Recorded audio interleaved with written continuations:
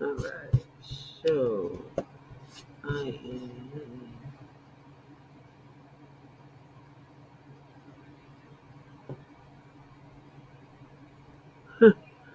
It doesn't look like the same puppy that you have on your thing, though. What the hell? We're close to the rest of the disappearance of Dylan. I don't know about that. I hope so, but I don't know about that.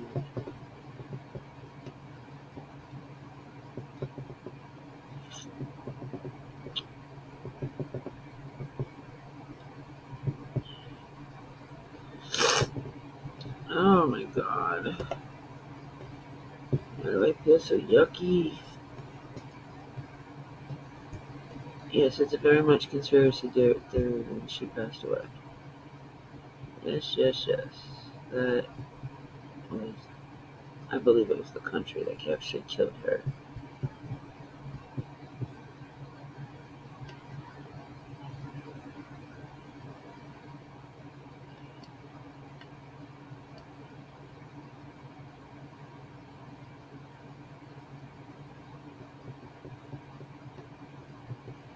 Oh my god, all this shit with fucking Benny and Jimbo is crazy. Can't they just leave each other fucking alone? Nope, too easy. Hello, welcome in. Oh my god.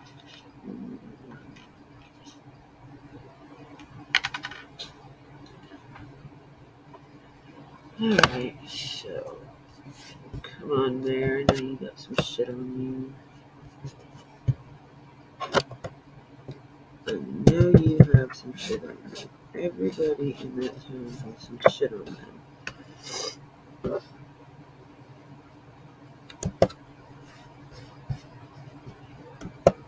And I am going to find it. I don't know what the fuck is all of a sudden, in 12 years, you are stepping down.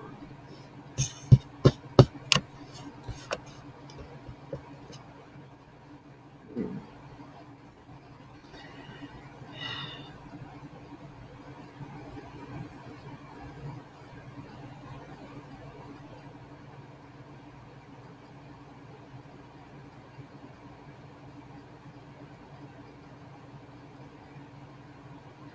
Oh, no, never mind. Oh, I lied. He got elected as mayor in 2018. That's like only 4 years. He only did one term. Hmm. Why are you only doing one term, Mr. Lee? What is your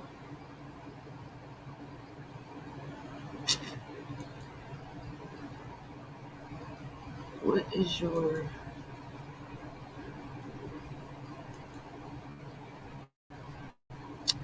most people want to do more than one term. It doesn't make any sense. Like fucking nobody will run against.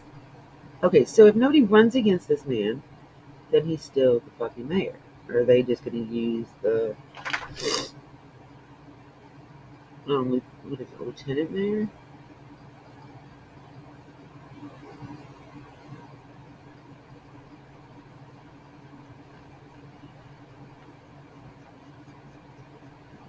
This don't make any sense.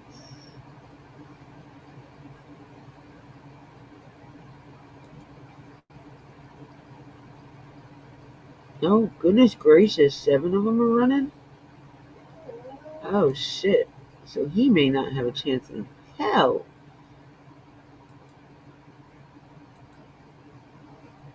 He is not going to have a chance in hell if there's 7 other people.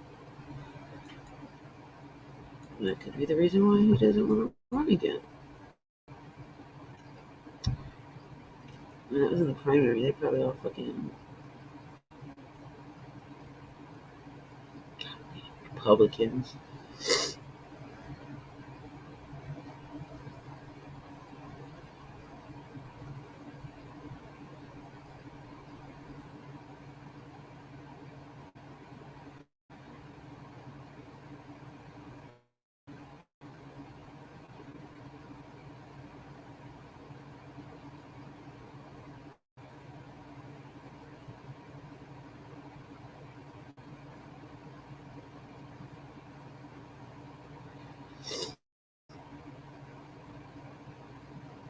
I don't see anything interesting. I don't see nothing about helping the fucking police department.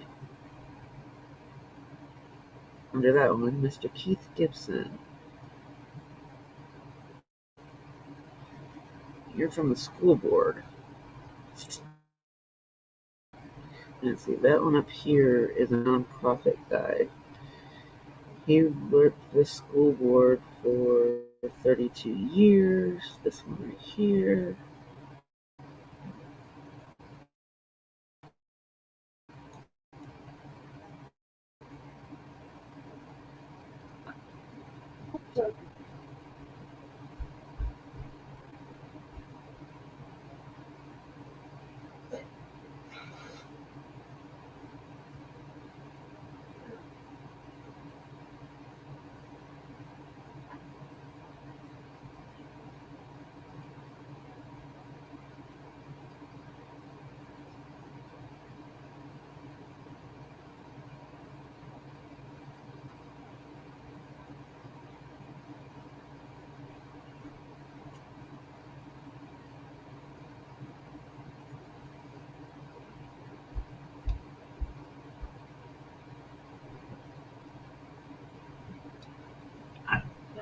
Oh,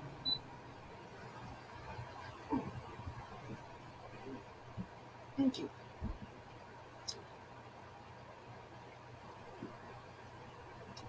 Everything doesn't bother me. I'm looking for shit anyway. Um,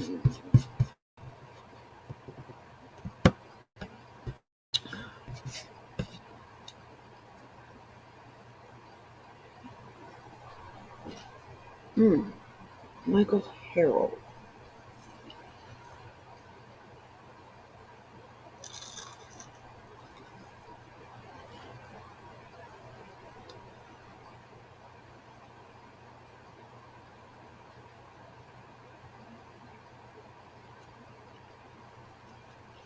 He's a county commissioner.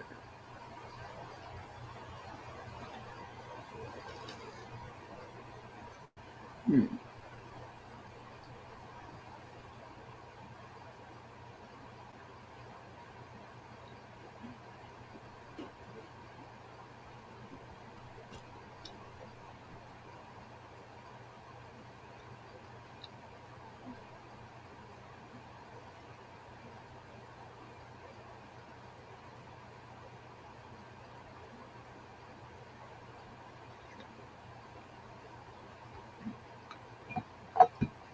$100+ million annual budget has enough money to fund the services of the county government. Obviously fucking not. What the hell you're fucking talking about? Kelly Markham. Oh god, you're too old.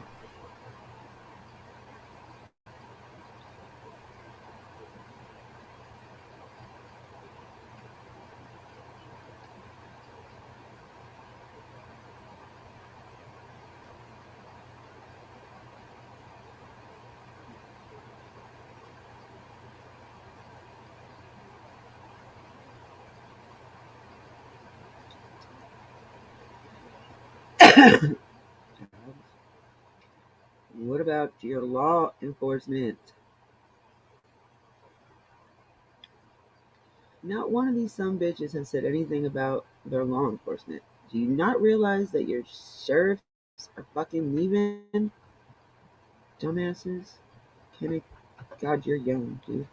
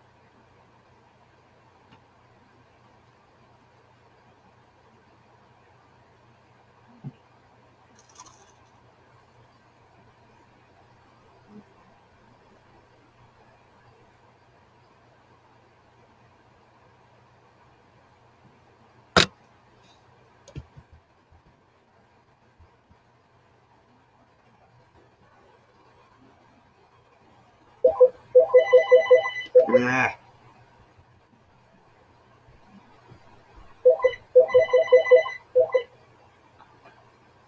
Yeah.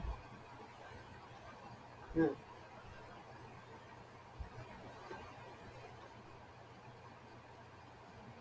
What?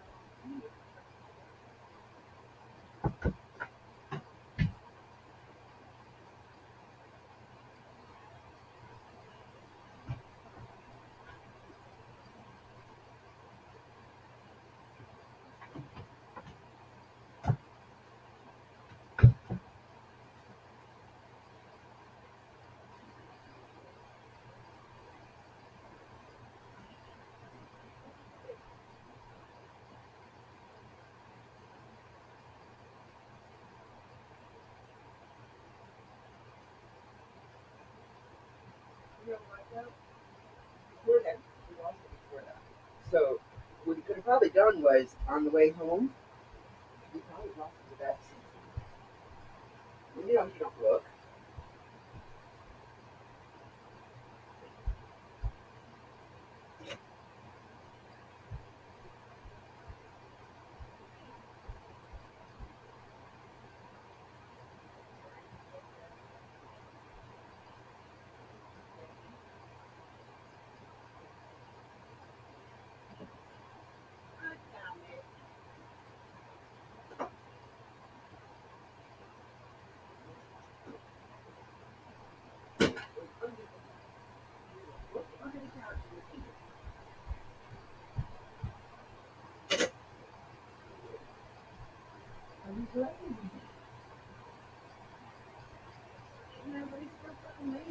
Don't do shit.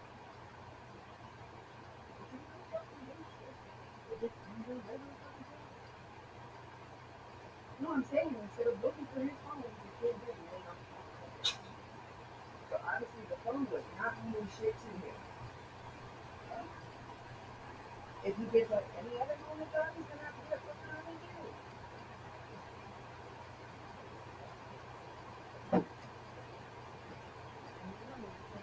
do.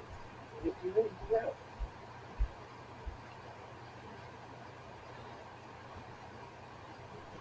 Yep.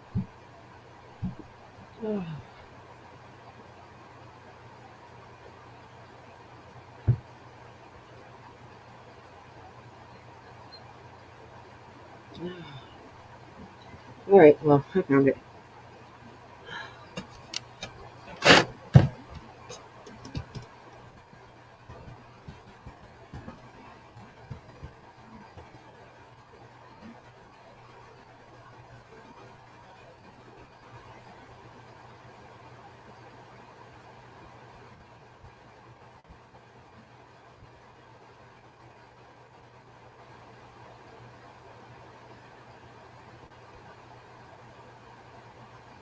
Okay.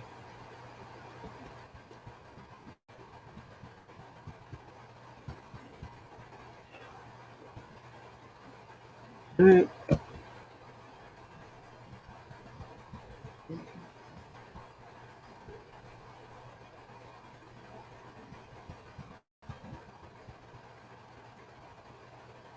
I'm home for dinner tonight. Let's keep it out. I don't care what you're doing. Just bring something home from the grocery store.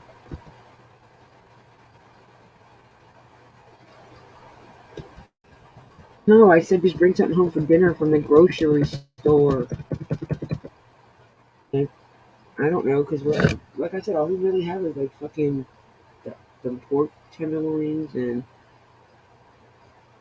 No, I just said bring something home. What part of that did you not understand? I didn't say go in there and buy the whole damn store.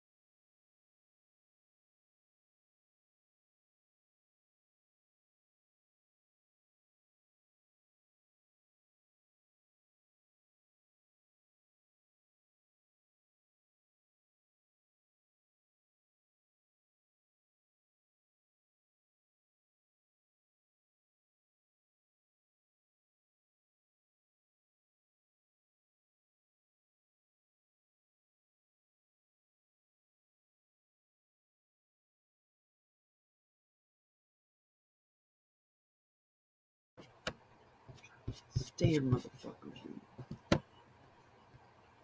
Eva, hush. Come here, Eva.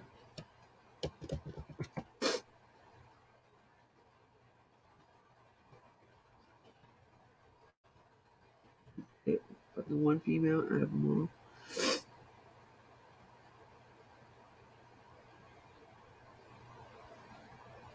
Hey! Hey! You better stop. You hear me? Stop.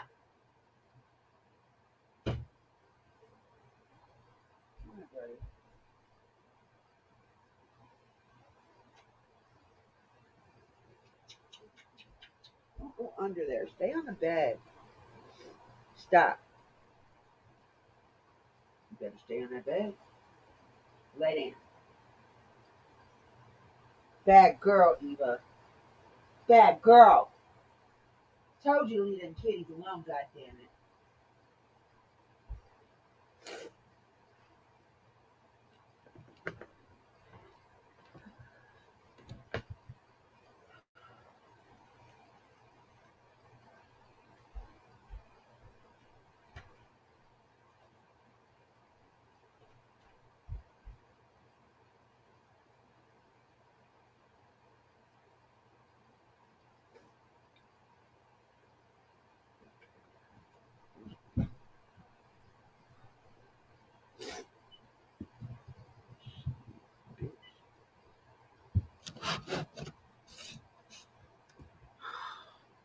Fucking razzle, man. Fucking razzle.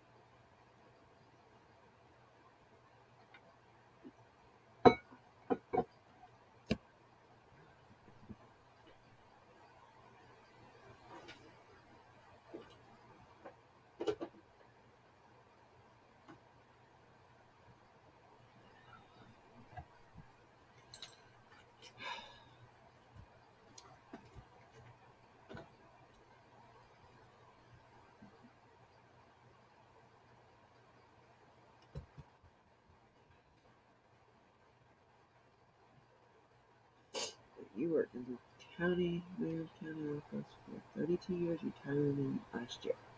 2 years ago. And now you want to be mayor. Why?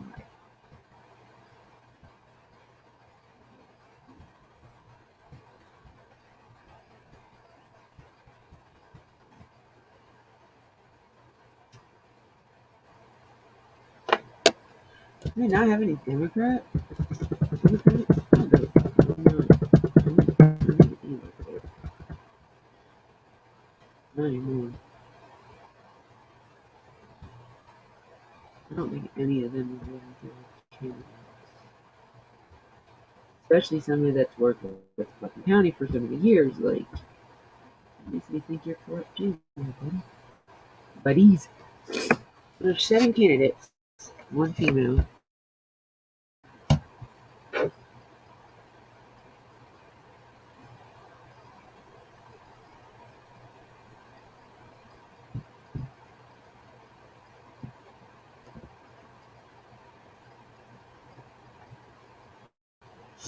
Really, really?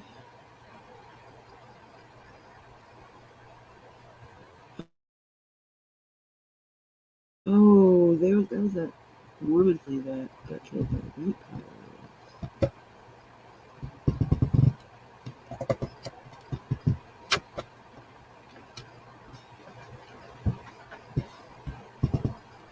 Pierce, Greene County, Tennessee, and what? Oh, you stop when damn.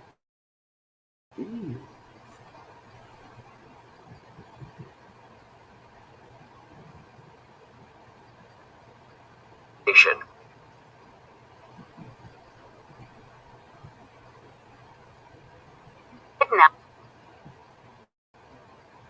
Huntsville at a Baileyton.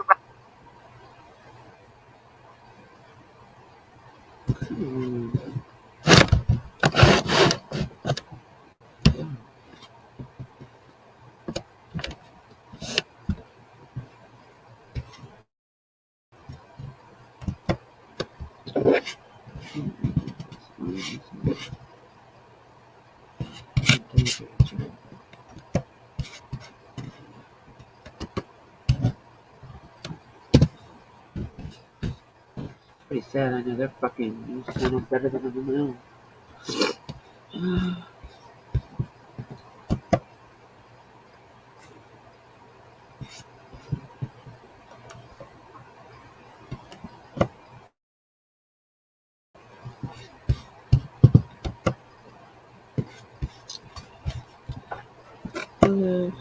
What do you know?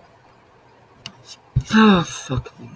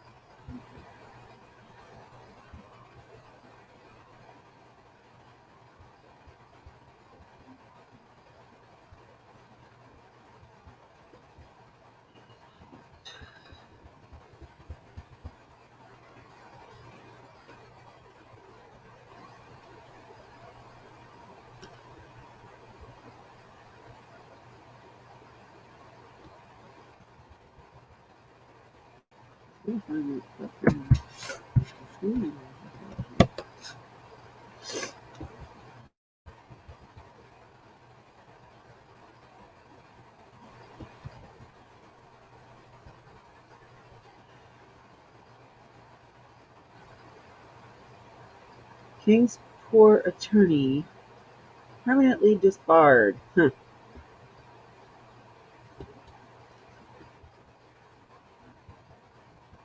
That's nothing new.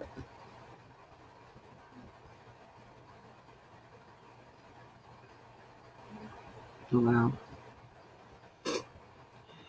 The fuck you get rid of a boat, dude?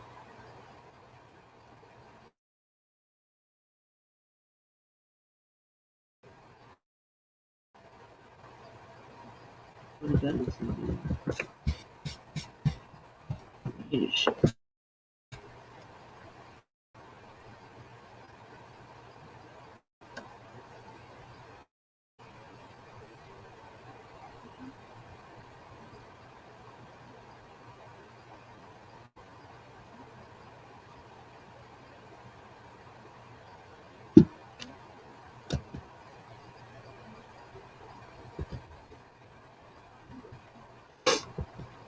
Others to be buried. They just found him?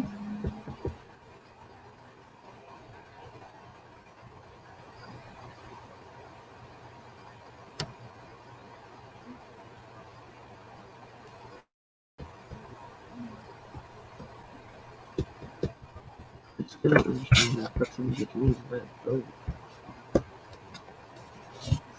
Why are you in the fucking land?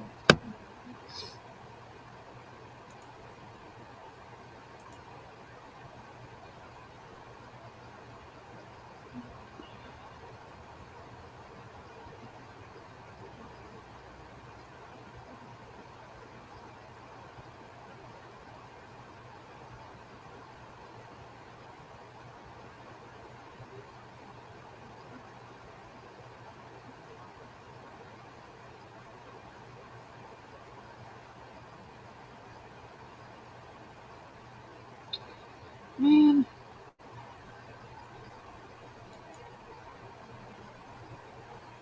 Ain't that some shit? They got a section just for the search of summer wells. But yet,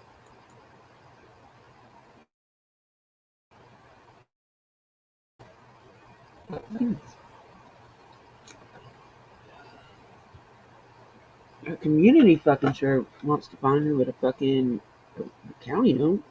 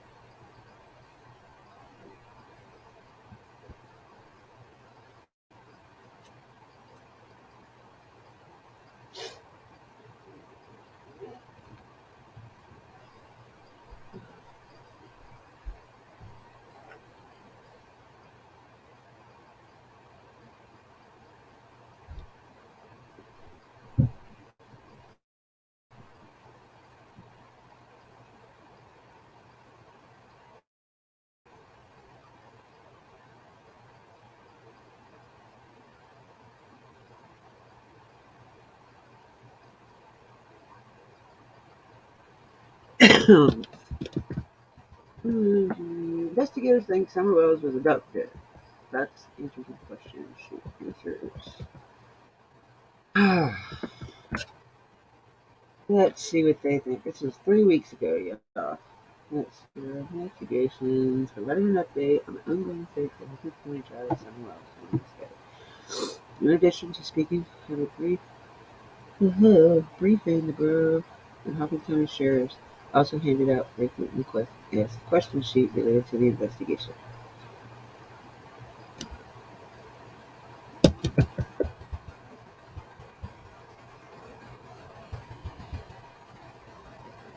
I can't believe it's been a year already. Like, I really can't.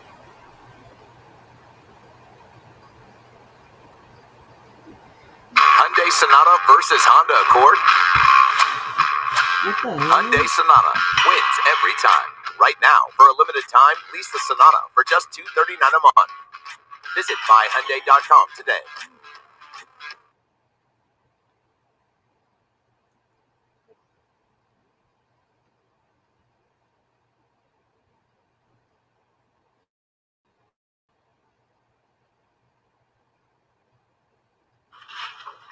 What is that?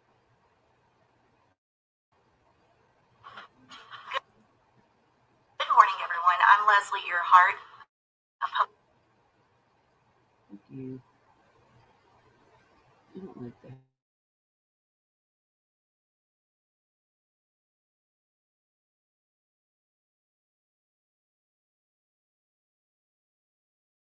Bitch. I don't like you, and I don't like that motherfucker standing next to you. Can we please turn you off? How do you turn you off? Okay, you have to turn the volume off. Thank you. No.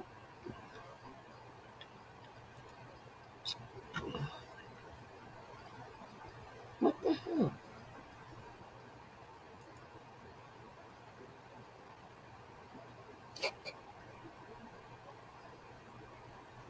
It's hot.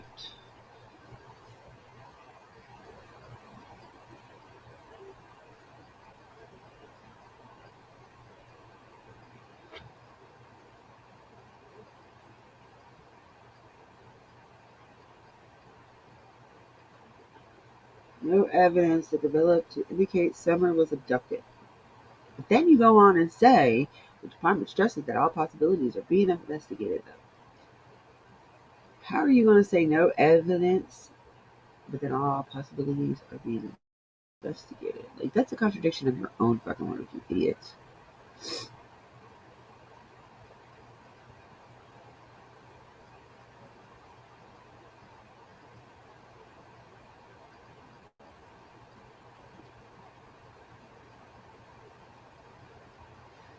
And I doubt she wandered off. Like,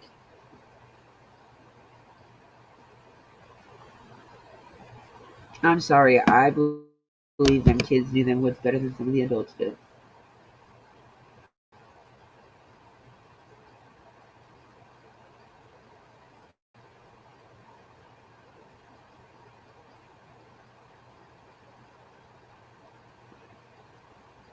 Investigators said they have searched all through the residence, including the home basement, crawl spaces, all of the vehicles, outbuildings, barrels, and other places. Investigators state canine teams who specialize in several different types of searches have been used.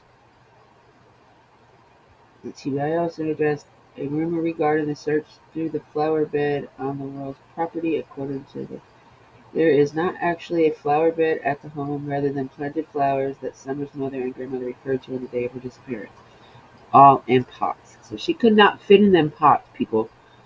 So get that out your fucking head.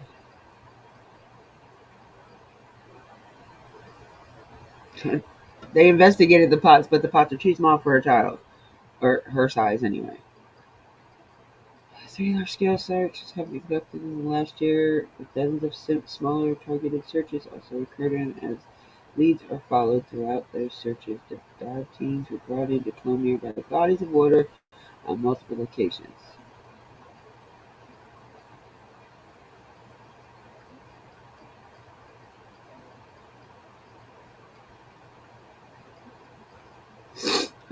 say it. All available digital evidence, cell phone data, and cell tower data have been collected and analyzed as part of the investigation.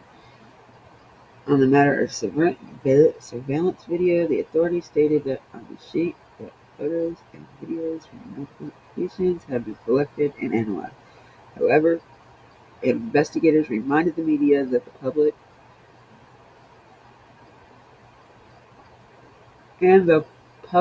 that the Beach Creek area is very rural, with few businesses, no traffic cameras. After a year of trying to find Summer, investigators say points of interest will still be searched as they follow up on tips.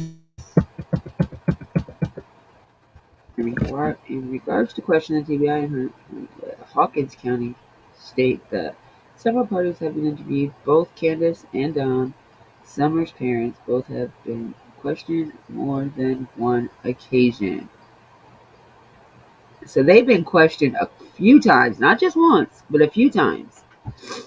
In March 2022, and I think that if they would have found something, if they felt like they had something on them to do with Summer, they both would have been arrested for it, or worse.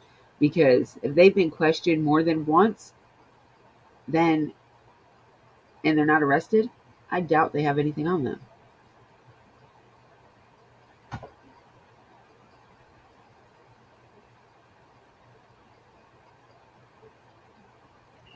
Exactly. I think Ronnie Lawson just said that they were not cooperating right now just to get people stirred up, because TBI said they wouldn't speak on that because they didn't want to cite potential stir of rumors. So that brings me back to, why did Ronnie Lawson say that, but TBI won't? Hello, Sippin. Sorry, I was reading. I'm telling you, I'm still on that fact that Ronnie Lawson has something to do with this shit. I still am on that. Nobody can change my mind on that one.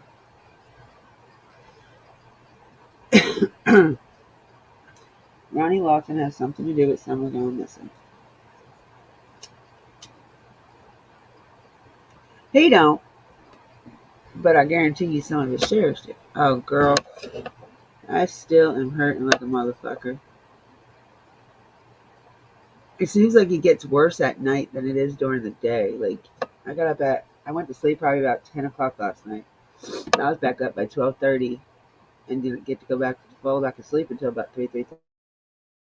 I just could not sleep. My mouth was killing me. I don't think I've ever had my TMG act up as bad as it's acting up right now. It's usually like a day or two and then it's gone. This has been like almost all week now.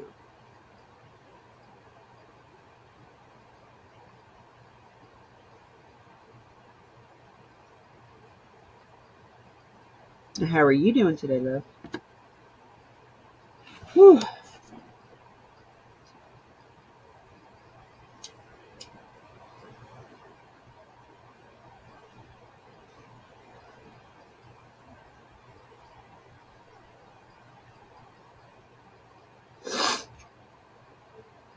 Oh.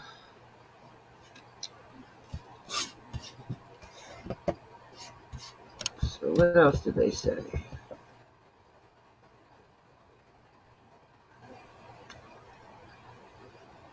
The investigators say they have questioned Summers' brothers, who previously removed from the home by the Children's Services. Additional authorities reported that they interviewed other people who stayed at the home in the months before Summer disappeared. Both neighbors and registered sex offenders living in the area have also been questioned, according to the sheet. I don't know about that.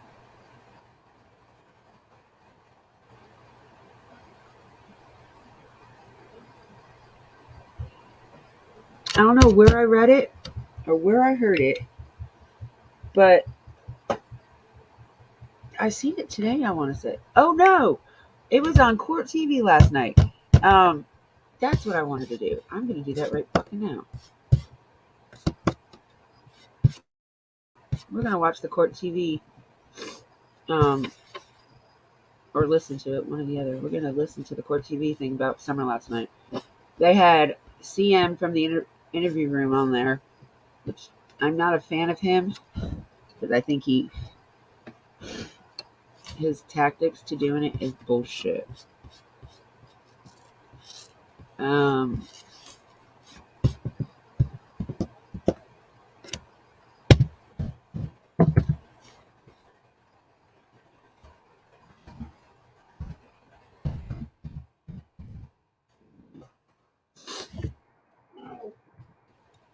Here, this is it right here.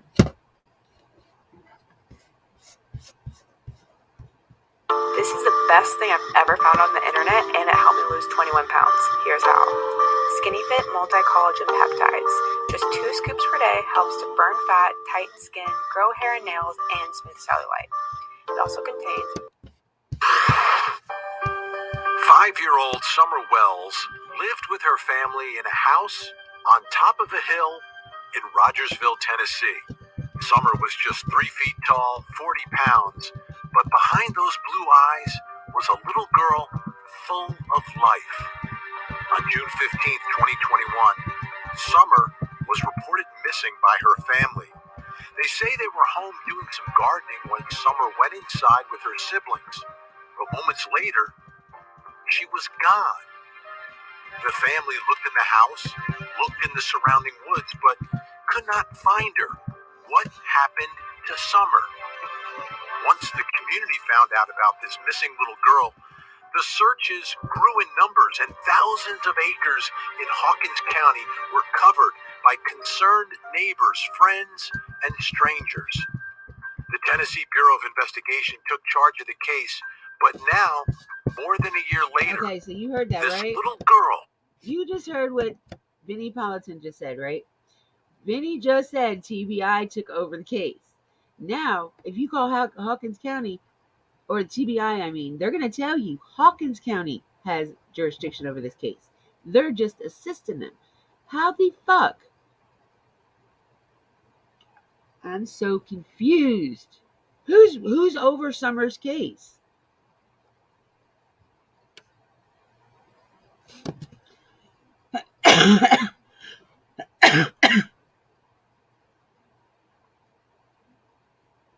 It does. I am so hungry, girl. It's not even funny. And I haven't went food shopping because it's been so hurting so damn bad. So it's like, no, I really don't have anything in the house to eat right now. I gotta go shopping this weekend. Like, I don't want to eat anything that I know is gonna be too fucking crunchy or whatever. And the way I cook, everything turns out a little bit too crunchy. With the huge smile is still missing. Tonight, we take you up on that hill and inside the home of... Alright, so I'm gonna see if I can stream this.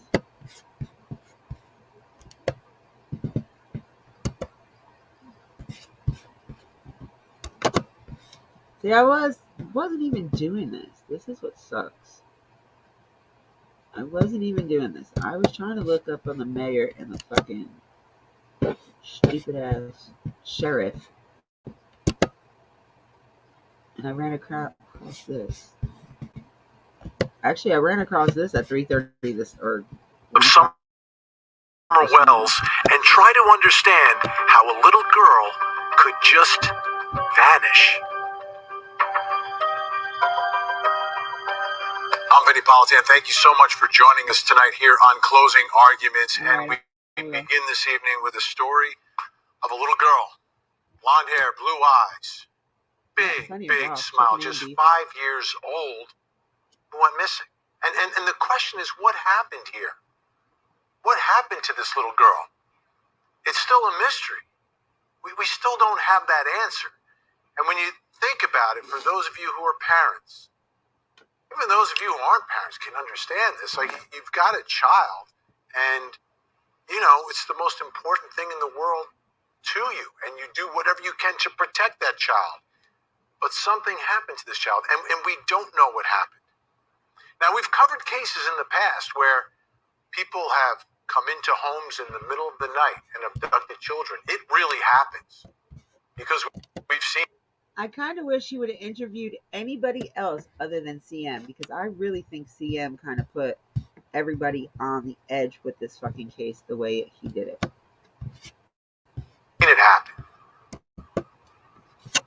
We've covered those cases, but this seemingly happened in the middle of the day, maybe around 6:30 at night. It's still light out.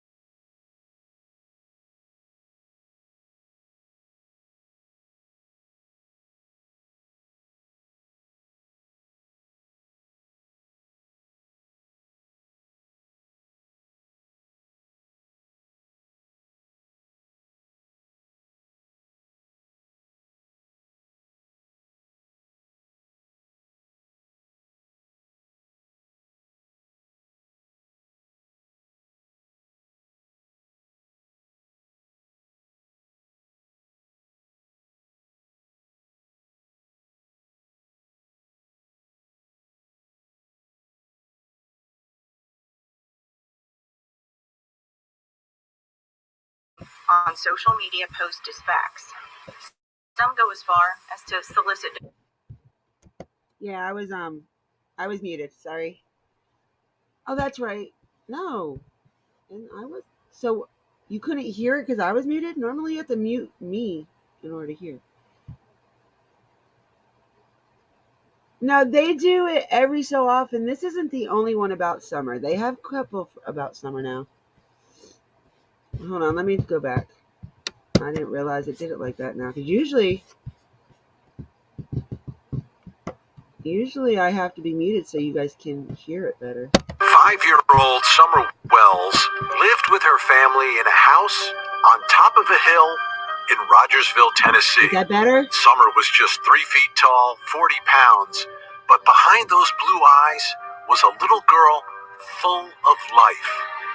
On June 15th, 2021, Summer was reported missing by her family.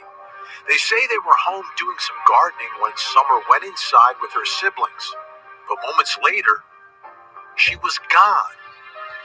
The family looked in the house, looked in the surrounding woods, but could not find her. What happened to Summer? Once the community found out about this missing little girl, the searches grew in numbers, and thousands of acres in Hawkins County were covered by concerned neighbors, friends, and strangers. The Tennessee Bureau of Investigation took charge of the case, but now, more than a year later, this little girl with the huge smile is still So missing. precious. Tonight, we take you up on that hill and inside the home of Summer Wells and try to understand how a little girl could just vanish. All right, I gotta say something. Vinny Politan, thank you so much. Okay, now you seen when Candace walked in our house? You seen how cluttered it was? A lot of that stuff I was told by one of the church people from their church that a lot of that stuff was stuff that was brought over to them.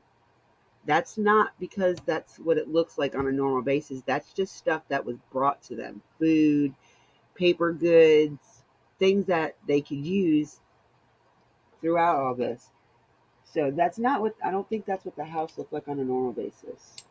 So, I mean, I'm not saying it looked any better than that, but I think that's what I was told. Most of that stuff right there was stuff that was brought to them. All right, so let's finish this. So much for joining us tonight here on Closing Arguments, and we begin this evening with a story of a little girl, blonde hair, blue eyes, big smile, just 5 years old, who went missing. And the question is, what happened here? What happened to this little girl? It's still a mystery. We still don't have that answer. And when you think about it, for those of you who are parents, even those of you who aren't parents can understand this. Like, you've got a child, and this was you know, last it's the night. most important thing in the world to you, and you do whatever you can to protect that child. But something happened to this child, and we don't know what happened. Now, we've covered cases in the past where people have come into homes in the middle of the night and abducted children. It really happens because we've seen it happen. We've covered those cases. But this seemingly happened in the middle of the day, maybe around 6:30 at night. It's still light out. It's not darkness, you know. Someone's creeping around, but something happened in the middle of the day to this little girl. And it makes you wonder when you see the pictures and you think about Very what a true, 5-year-old Stephen, child is very like. true. They don't give a fuck what it looks like. They just want to. They're so curious, they're adventurous, and they're taking their bites at life, and every day is this amazing adventure. So you wonder, how could someone harm her? I mean, look at her. How could someone harm her? Why would someone do that? What type of person would do something like that? Those are all the questions that are surrounding what happened to Summer Wells. Yeah. As we sit here tonight, it's been way too long. It's more than a year. We don't have an answer. And my fear is, because you know how many unsolved cases we cover here on Closing Arguments, I don't want this to become another one of those where, you know, every year it's the anniversary, it's the anniversary, it's the anniversary. And we don't know where she is or what happened. And that's incredibly tragic. As I mentioned, the Tennessee Bureau of Investigation, you know, in charge of this. See? Again, he looking said at this, taking it very seriously. They know how high profile it is. And you know, 9 out of 10 times Court TV isn't wrong about what they say. They know that Summer Wells was such a vulnerable young child that you want to solve that case. You want to solve every case, but when you've got a missing child, it takes it to another level. Right. 1 year, people don't like using that word anniversary. All right, it's been more than a year now, June 15th, 2021, that she's been missing, and the Tennessee Bureau of Investigation gave us an update on where they stand in their investigation into what happened to Summer Wells. At approximately 6:30 p.m. on this day, 1 year ago, Summer Wells, who was 5 years old at the time, was reported missing from her home on Ben Hill Road in the Beech Creek community of Hawkins County. When we held the first media briefing on June 16th, honestly, we expected... I can't stand this bitch. I really hate this lady. I don't hate very many people, but I really hate this lady. She just irks me. Her voice irks me.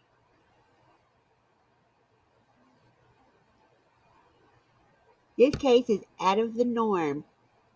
What is out of the norm about it? Grant you, the people inserting themselves into this case is out of the norm.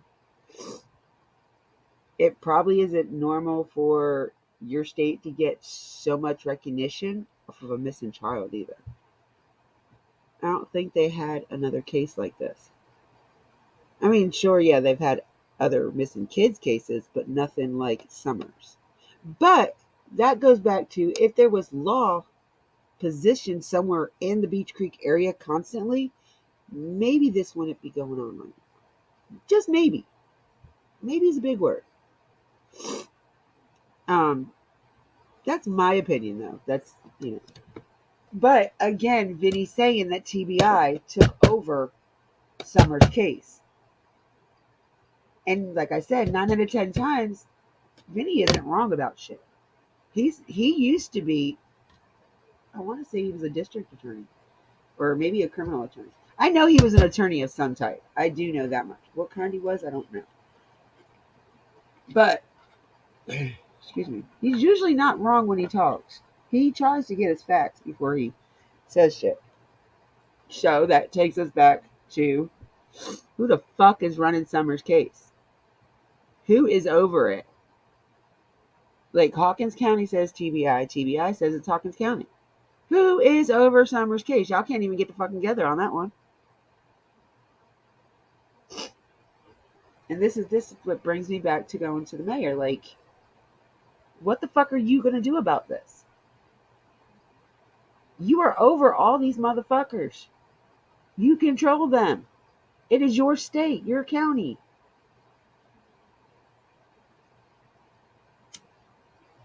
Well, maybe it's smart for the fucking mayor to just do this one term and get the fuck out. But now he's got 7 more Republicans trying to replace him. 6 men, 1 female. And most of them were some kind of government official. Like, hello?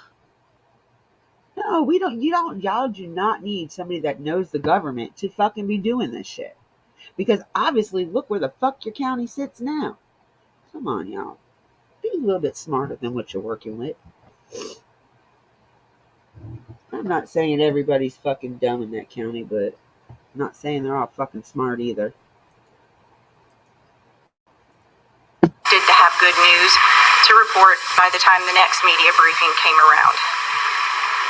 Unfortunately, instead, day after day ended in frustration and disappointment. At that time, no one expected that we would still be searching for Summer 1 year later. We've said from the beginning that this case is outside the norm. There are few clues as to what happened to Summer, despite investigators doing everything within their power to find answers. While investigators have been diligently working to find answers, they've had to deal with thousands of tips generated by false information that in some cases has been intentionally spread across social media platforms. We know that this case has attracted the attention of individuals across the country who genuinely care about Summer and want nothing more but to help us find answers. We appreciate those people.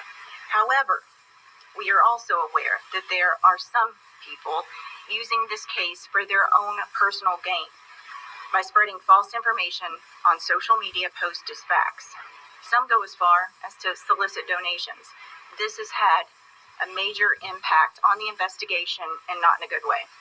Moving forward, we ask the public not to submit tips as a result of a video they viewed on YouTube or a theory they've seen posted on Facebook. Please help us and only call if you have direct, specific information about the disappearance of Summer. Want to bring in a special guest joining us now tonight in Charleston, South Carolina, former homicide detective and host of the Interview Room with Chris McDonough. Chris McDonough with us. And Chris, I know you're one of the people that care about this case. You've done so much investigation and speaking to people. Can you believe that we're sitting here now more than a year later and still no answer? But you don't know this guy. We've been watching for over a year. No, Vinny, I can't. I think this is a chess game right now, and the authorities who are working this, to that last point by the PIO there from TBI, there's been so much misinformation that has misguided, direction in relationship to investigators' time. So I think, when I first heard that piece of their, the press conference, it just reiterated the power of these platforms and how they should be utilized in a very responsible way so that the investigators can get on what they do and not have to waste time. So to answer your question, no, I can't believe we're still talking about this. Well, let's do this because, as I mentioned, you've done incredible work on the Interview Room. And folks, check it out. In incredible detail, taking a look at this case and the area. I want to play a piece of an interview you did with Summer's mom where she kind of walked you through that house and walked you through what happened that day. Let's watch that, and then we'll continue to speak as that sort of tour that she gave you continues. Let's watch. Okay, watching TV. Where's Summer? Summer, she was with me. Okay, so walk me through that. All right, well, we walked up in here and we got Josie, Wyatt, and Waylon, the boys. Right, you put the groceries down, right? Yeah, well, we went back out and then we brought the groceries in and put them down.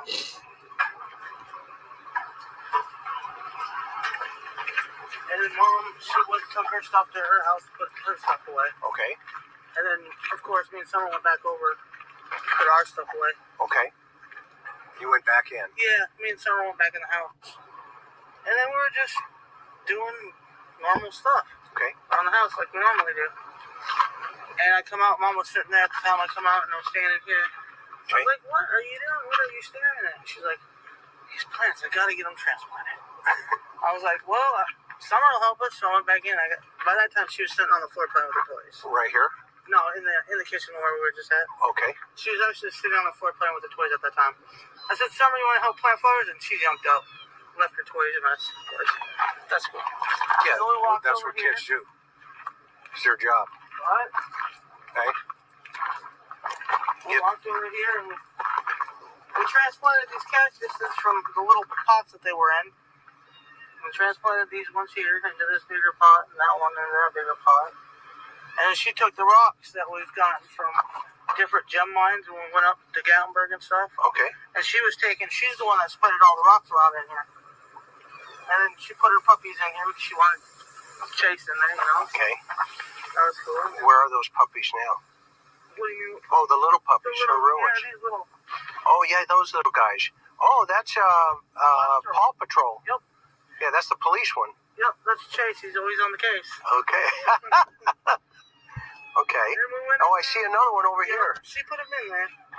Yeah, you're on the cactus. Okay.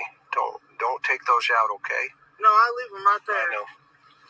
And then we went in my mom's way. We can't get in there. Yeah, that's fine. Went in there. We went in there and got some candy and stuff. She gets from grandma. Okay.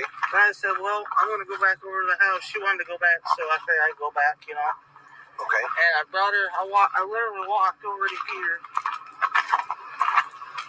like literally walked right in here where I could see the boys and on the kitchen table. Got him. And I watched her walk in there. And afterwards, when she was already in there, I walked over and said, "Quiet." And she looked at me and I said, "Watch Sissy, I'll be right back." And that's when I walked back over to my mom's. Okay. And I was fixing her brace and stuff like that. And I said, "Well, Mom, I got to go back over with the kids." And that's when I come back up into the house. Okay. With the boys. Okay. Not funny. You walked into the house. I walked into here. Get up. Get up. I walked in here and them three were sitting right here in front with their eyes glued to the TV like always. And I said, "Boys, where's your sister at?" "Well, she just went downstairs, Mom, to play." So I went over here like this. This is where the stairs are. Okay. It's actually down under there. Oh, down into her Down into bedroom. our bedroom, and then hers is on the other side. Oh, okay, in the basement. Yeah, in the basement. Well, this makes sense now, see? And then I yelled, I said, "Summer, Summer." And she didn't, I listened for a minute, I didn't hear nothing. So I went like this. Is this how I would get down here? Yeah. Well, I don't know if you want to come down here, huh? Do I got to be tiny to get in No, there? you should. Can we come in from the other side? Well, we can, but it'd make more sense if you went this way. Okay, I'll follow you. Yeah. Oh, man. Chris, as we're watching your video here, this is the entrance to Summer's bedroom? Yeah, this is the entrance, Vinny. It's underneath like a little shelf in the kitchen. And it's cut out from that shelf, and a set of stairway goes down to the basement. Wow. Okay, so you're coming down into the basement here with Summer's mom. What are you thinking as you're looking at all this and seeing this for the first time? I was in shock. But you know, the old homicide detective in me kicked in, where it's like, let's just stay focused on, you know, what are the dynamics of this room? Where's Mom and Dad? Where does Summer sleep? Well, you know, what are Summer's interests? I'm trying to create a victimology in my head in relationship to the dynamics of, you know, this child's environment. And as It really felt. Go ahead, Benny. I'm sorry. No, go ahead. It felt like a dungeon. It felt like a dungeon. Well, that's what a basement is, So you idiot. you It's enter the just not basement completely done. underneath a cabinet in the kitchen, and you kind of crawl in there backwards. You get down there. How do you get out of there? Well, there's a door. She's going to show us a door. It's you know, you're gonna see here in a second, but you'll notice all the lights are off. Right. That's a wire hanging down. There's items over the windows as you come in. You can see, and there's that door right there. You can barely see it for a second. She's going to take us over there, but you see that window is covered. Hillshire Farm snacked. And that is why I think we should adopt a pet tiger. Good kitty. If you can't let them choose their pet, let them choose their snack. Meat, cheese, treat. Hillshire Farm snacked. Oh, come on. Ted Budd wants to make all abortions illegal, even for victims of rape and incest, even to save a mother's life. He'd punish women and doctors. He'd even restrict access to birth control. That's dangerous. We gotta stop Ted Budd. I agree with her. Fuck that motherfucker. And now this is the door. There's a TV there that had some inappropriate material on it running while I was there. It was crazy. It was crazy. It's the So, parents' as room. you're- Why can't they have a Well, her story is that Summer went inside. Ugh. Siblings are watching TV, so they're glued to the TV upstairs. So if Summer goes down to her bedroom, she would go down there by herself at that moment, right? Yeah, that's the reported information. Yeah, at this point, correct. Okay, so let's take a listen, because you did ask her about the door downstairs. Let's watch that. Yeah, I come down and I searched. I looked up underneath the beds under there. We can't really get on. I can't get under there. Yeah. But I looked under there, looked under every blanket I could possibly look under. Yep. And then I come over here and I looked looked on both sides and see everywhere. And I don't recall if this was locked or not. I don't recall Very that. true, Sassy. But I Very know true. it's hard on her. But I know I did come out here and I said, Summer. Because sometimes she'll sit right here and just sit here and play just for, And usually when she comes out and she goes directly that way up to the swing. Oh, okay, so this is like her, Yeah, where she come running out.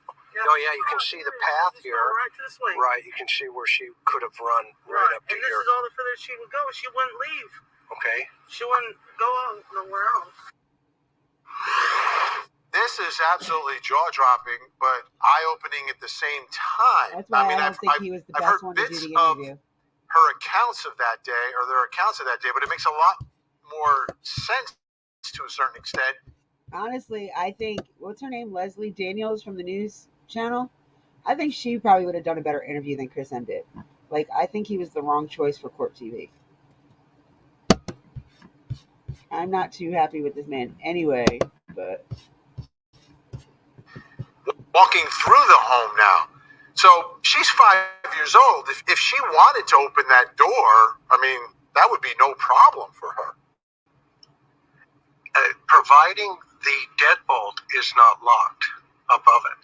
And what's interesting, you'll notice that Mom, when she'd gone outside and we were, talking, she was showing me some things. There are a couple of things in play here, Vinny. Number one is they had ingrained in all the children's heads not to leave the property. A. B is, and the reason for that is this idea of there's animals, there's bears, there's strangers, all this other stuff. And in one of the press conferences, Dad even says that a neighbor had pulled up on the lawn and Summer ran up to the front door of their house.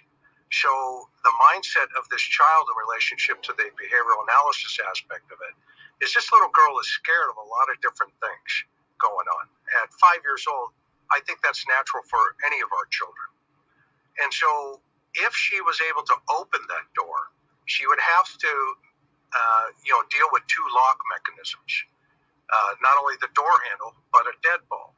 So, it's a mystery if she's able to, do that at the time. All right. Okay. So I have something to say about the two lock thing. All right. My goddaughter, when she was two, was able to open up her mother's front door. They had to literally put one of those chain locks up on the top of the door because her daughter could open that deadbolt and open the lock on the door. And let me tell you about this little shit. When she was 2, she opened up the door, ran out of the house butt ass naked. Like, she was completely naked up to the corner store, which was like probably about 5 trailers up. How is it not easy for a 5-year-old to do it? That doesn't make any sense. Like, I know kids could do a little bit more than what these people are giving kids credit for. I promise you. Especially living in places like that where there's nothing to do but invent your own shit to do. Like, these kids, well, I don't know about the boys, but it seemed like Summer had quite a vivid imagination. I mean, she didn't know people as strangers. So, I mean, she looked at everybody like they were a friend.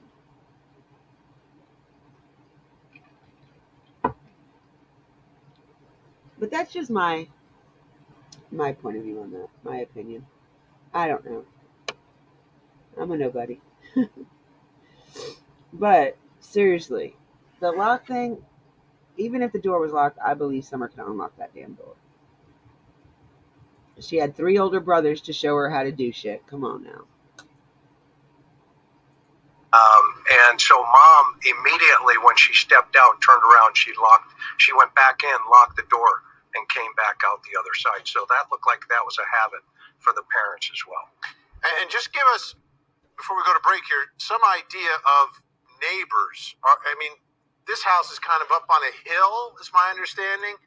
Are there any neighbors anywhere close by? There are neighbors across that, from that shot there. straight across the canyon. There is kind of like a little canyon, and it goes up a hill. There's a neighbor across there, and then there's another to the right, which is going to be facing up this road here north. If you were to look north here, there's a neighbor property over there as well. All right, Chris yeah. McDonough staying with us. We've got more into the disappearance of Summer Wells. Also, 9 o'clock, big hour here on the program, big day on Court TV. We had a defendant taking the stand. Was this man possessed by evil? You watch his testimony tonight, and you be the judge. In Dodgeville, Wisconsin, high drama in the courtroom as the jury hears from Sean Pickett, the man accused of murdering his mother and killing the dog. When you opened the door, what did you see? Mom was stabbing Chico. Is everything. He looks like he has some kind of mental issues, that's for sure. I'm Nick Nimmin, and I'm a I don't care who you are. How about that? StreamYard user. For the last 6 years, I've been live streaming consistently.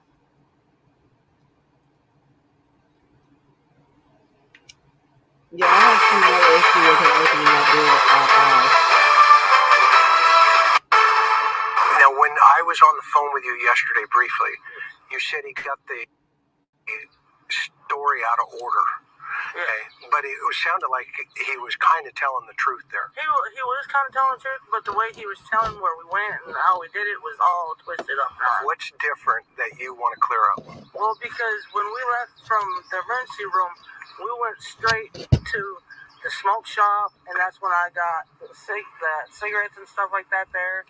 And then we stopped at the hippie house, and I got those cheap vapes because they're cheap there. And then we went and put my mom's prescription in. And then we went to Warriors, and then we come back to Walgreens, got mom's prescription, went to Sonic, then to Priceless, then to his house. Okay. And that's exactly the order. Okay. So he had it different from what you remember. Right. Okay. So That's not what I remember. It's how it was. Okay. That's Summer Wells' mom, speaking with Chris McDonough. Talking about the day that her daughter went missing and where she was and what she was doing. There was someone else there with them that day. It wasn't just Summer and her mom. Grandma was there. And then there was a young man, 15 years old, named Hunter, who was involved as well. I want to bring back in Chris McDonough, host of the Interview Room with Chris McDonough. It's on YouTube. Incredible depth and detail on this story. Please check it out. Chris, give us a little background on this 15-year-old. What's his connection to the family? And he was with Summer and Mom and Grandma that day?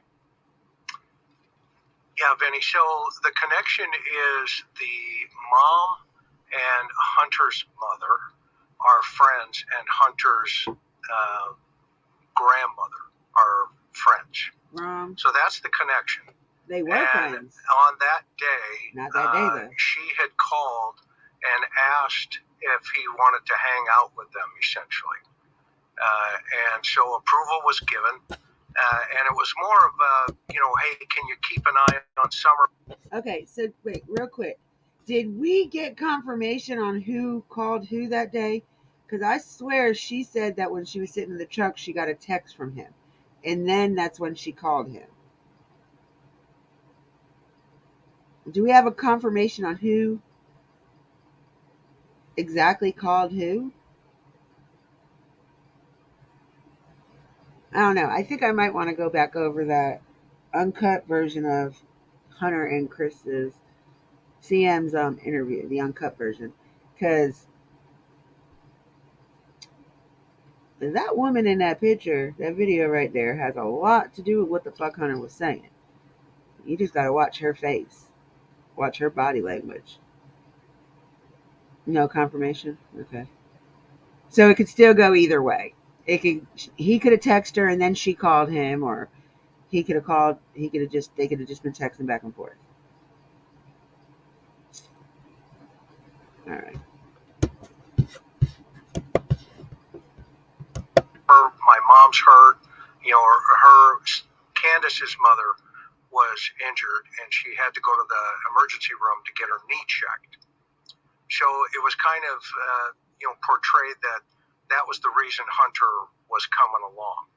So now, Hunter was kind of like an extra hand. You've got a 5-year-old child. You got to take care of her, but grandma is hurting. She's got to go to the emergency room. We got to pick up prescriptions. We're doing all this running around, almost like you would bring a nanny along, right? Someone who's a little bit older, who could keep an eye on Summer. Right, and he describes his behavior as kind of like an older brother scenario. Okay, so that's how that unfolds there. I really believe that. There's a trip and I've heard about this. I've heard a lot about it. A trip to a swimming hole. We're going to play a little bit of what Hunter told you about what happened at the trip, but where is this swimming hole, and does everyone agree that there was a trip to a swimming hole the day that they were going to the hospital, going to Walgreens, and going to other places? Well, everybody says that, they went to this swimming hole. It's called Warrior's Path. It's a Tennessee state park. It's not far from the Walgreens, less than probably a mile. And so it would sequentially line up with going to that water hole to swim.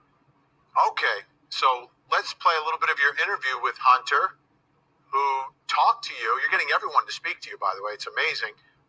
Talking about what happened that day when they went to this swimming hole. It felt like they could trust him, but obviously they were wrong. You see a point where Summer is underwater for like 10 to 15 seconds. Okay, walk me through that.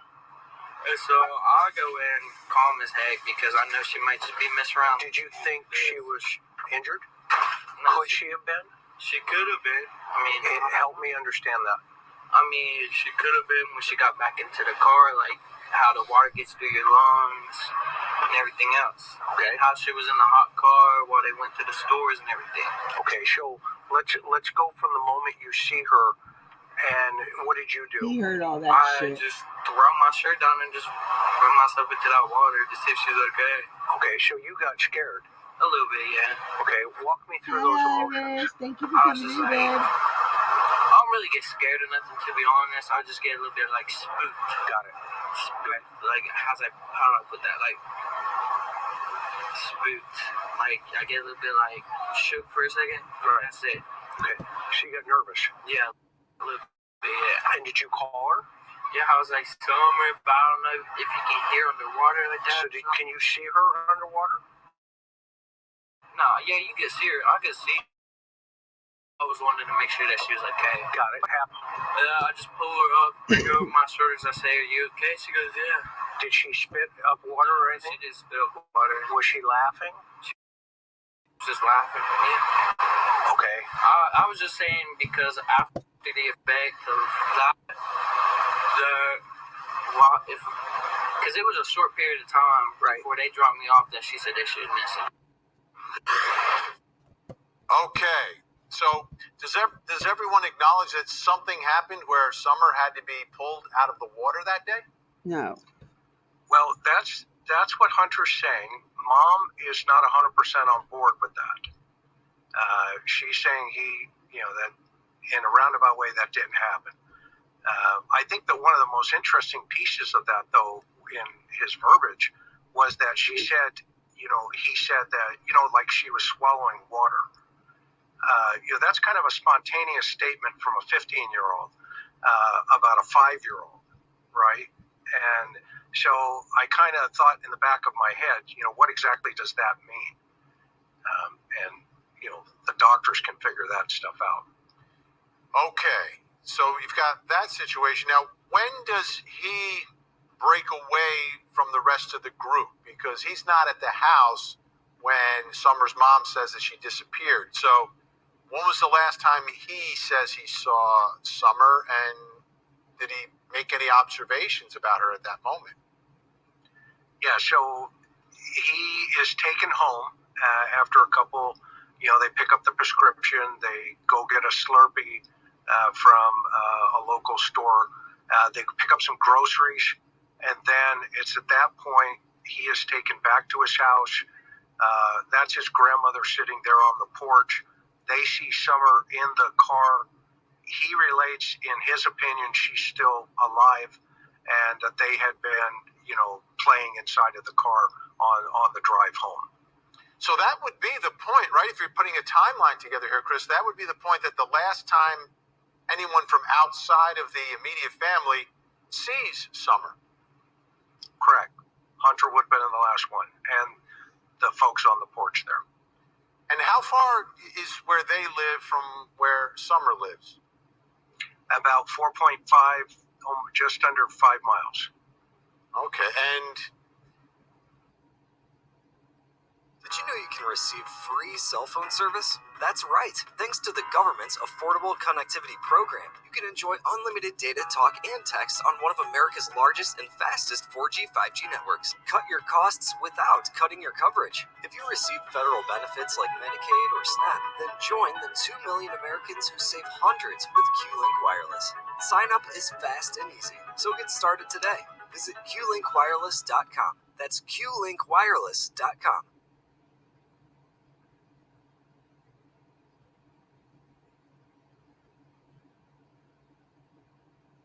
Just drive around Raleigh and you will see this home designer redrawing neighborhoods one home at a time. The homes he designs are iconic, to say the least. His clients are some of the top builders in the Triangle, or individuals who are looking for something unique and awe-inspiring.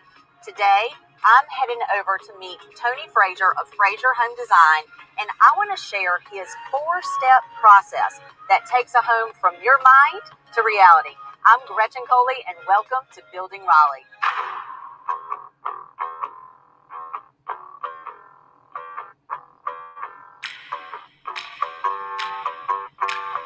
Oh my God. So, Tony, I am so excited to learn more about your process. I'm excited to show you. Share with me what you do. No, they got the behavior panel. Not the behavior panel, but his people. was he ever contacted? Like when she goes missing, I'm sure there's some level of panic by the family that our 5-year-old is missing, so we've got to search for her. Did they call him up to come help with the search? No, but she did call while the authorities were there. I like how you said that. Summer's mom called his mother. That's and cute. on FaceTime, I never heard her call that. was telling the boy's mom that the authorities were looking for Summer, but she was inside of the house, not participating. And they related to me, they felt that was kind of an odd detail. If your daughter's missing, why isn't she jumping in relationship to getting out there and wanting to help? She probably didn't know if she was coming or going. I don't know exactly what that means. I'm sure the authorities will tell us at some point. And how about Grandma, who was there that day? Has she ever spoken publicly? Have we heard her version of what happened that day?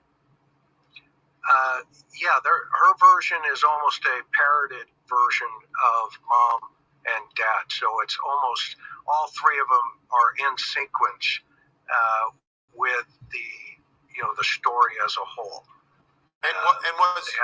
Was her dad? Was Summer's dad there at the moment that they say she disappeared? We don't know this. That's still a mystery. There's about 3 hours of time. From 3 o'clock to 6:23 is when the time of call for the 911 came in.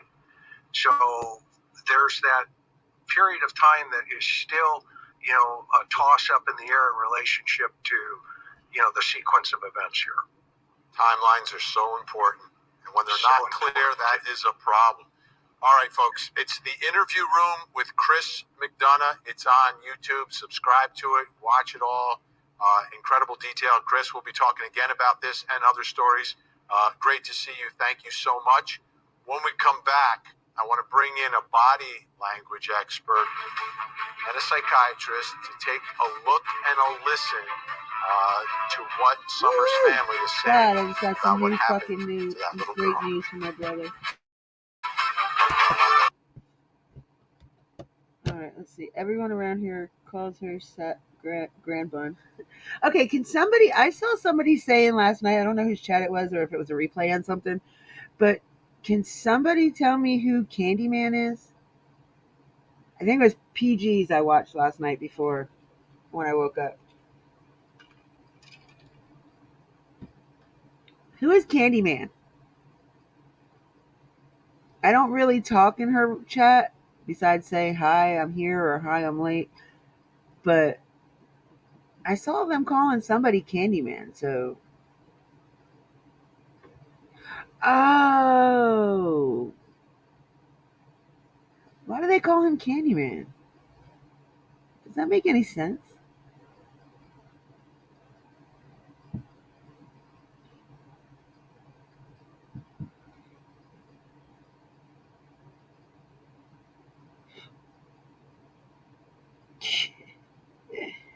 She's too much.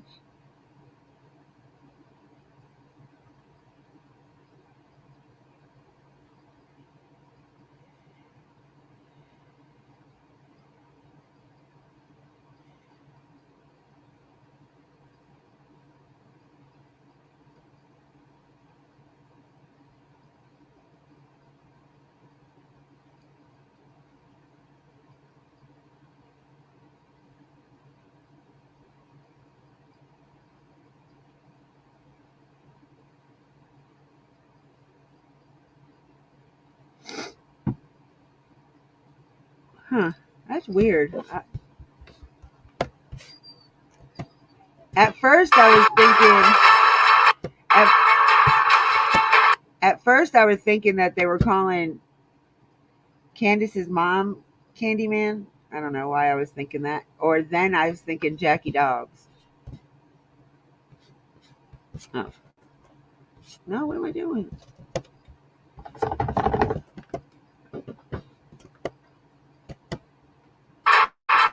With Worthy.com.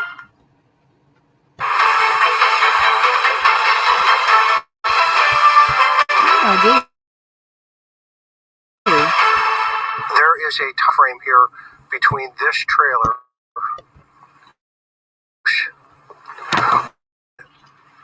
and 2 to 10 minutes, maybe. 2 to 5. 2 to 5. And then she goes in, and now she's gone. What do you think happened?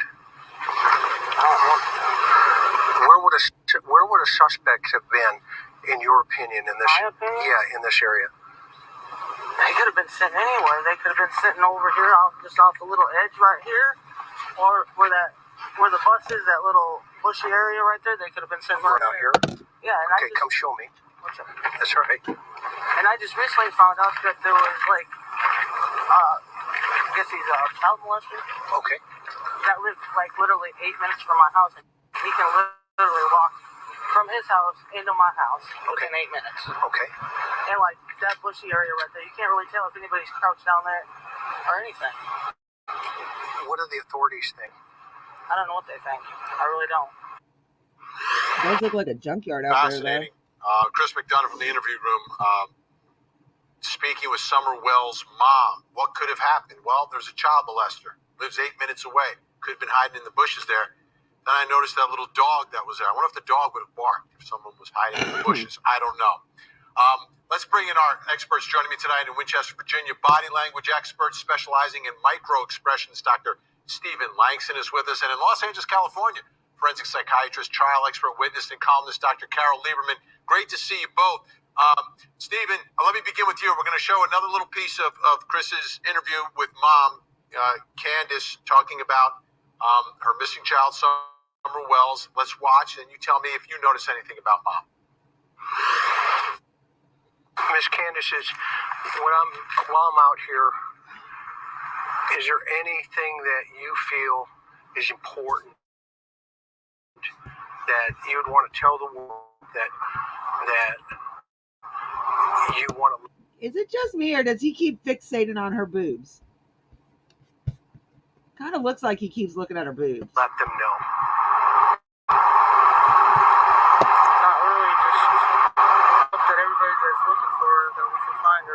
safely. Okay. She was very precious to me. And the authorities are working hard on this. Yes, from what I understand, yes. Okay. And, you know, we're going to let them do their job. Yes, sir. Right? That's right. And you're cooperating, obviously. Yep. Okay. 100%. All right, Dr. Stephen Langston. I'm just going to jump in here and I'm going to ask you one thing that I noticed. She said she was precious to me.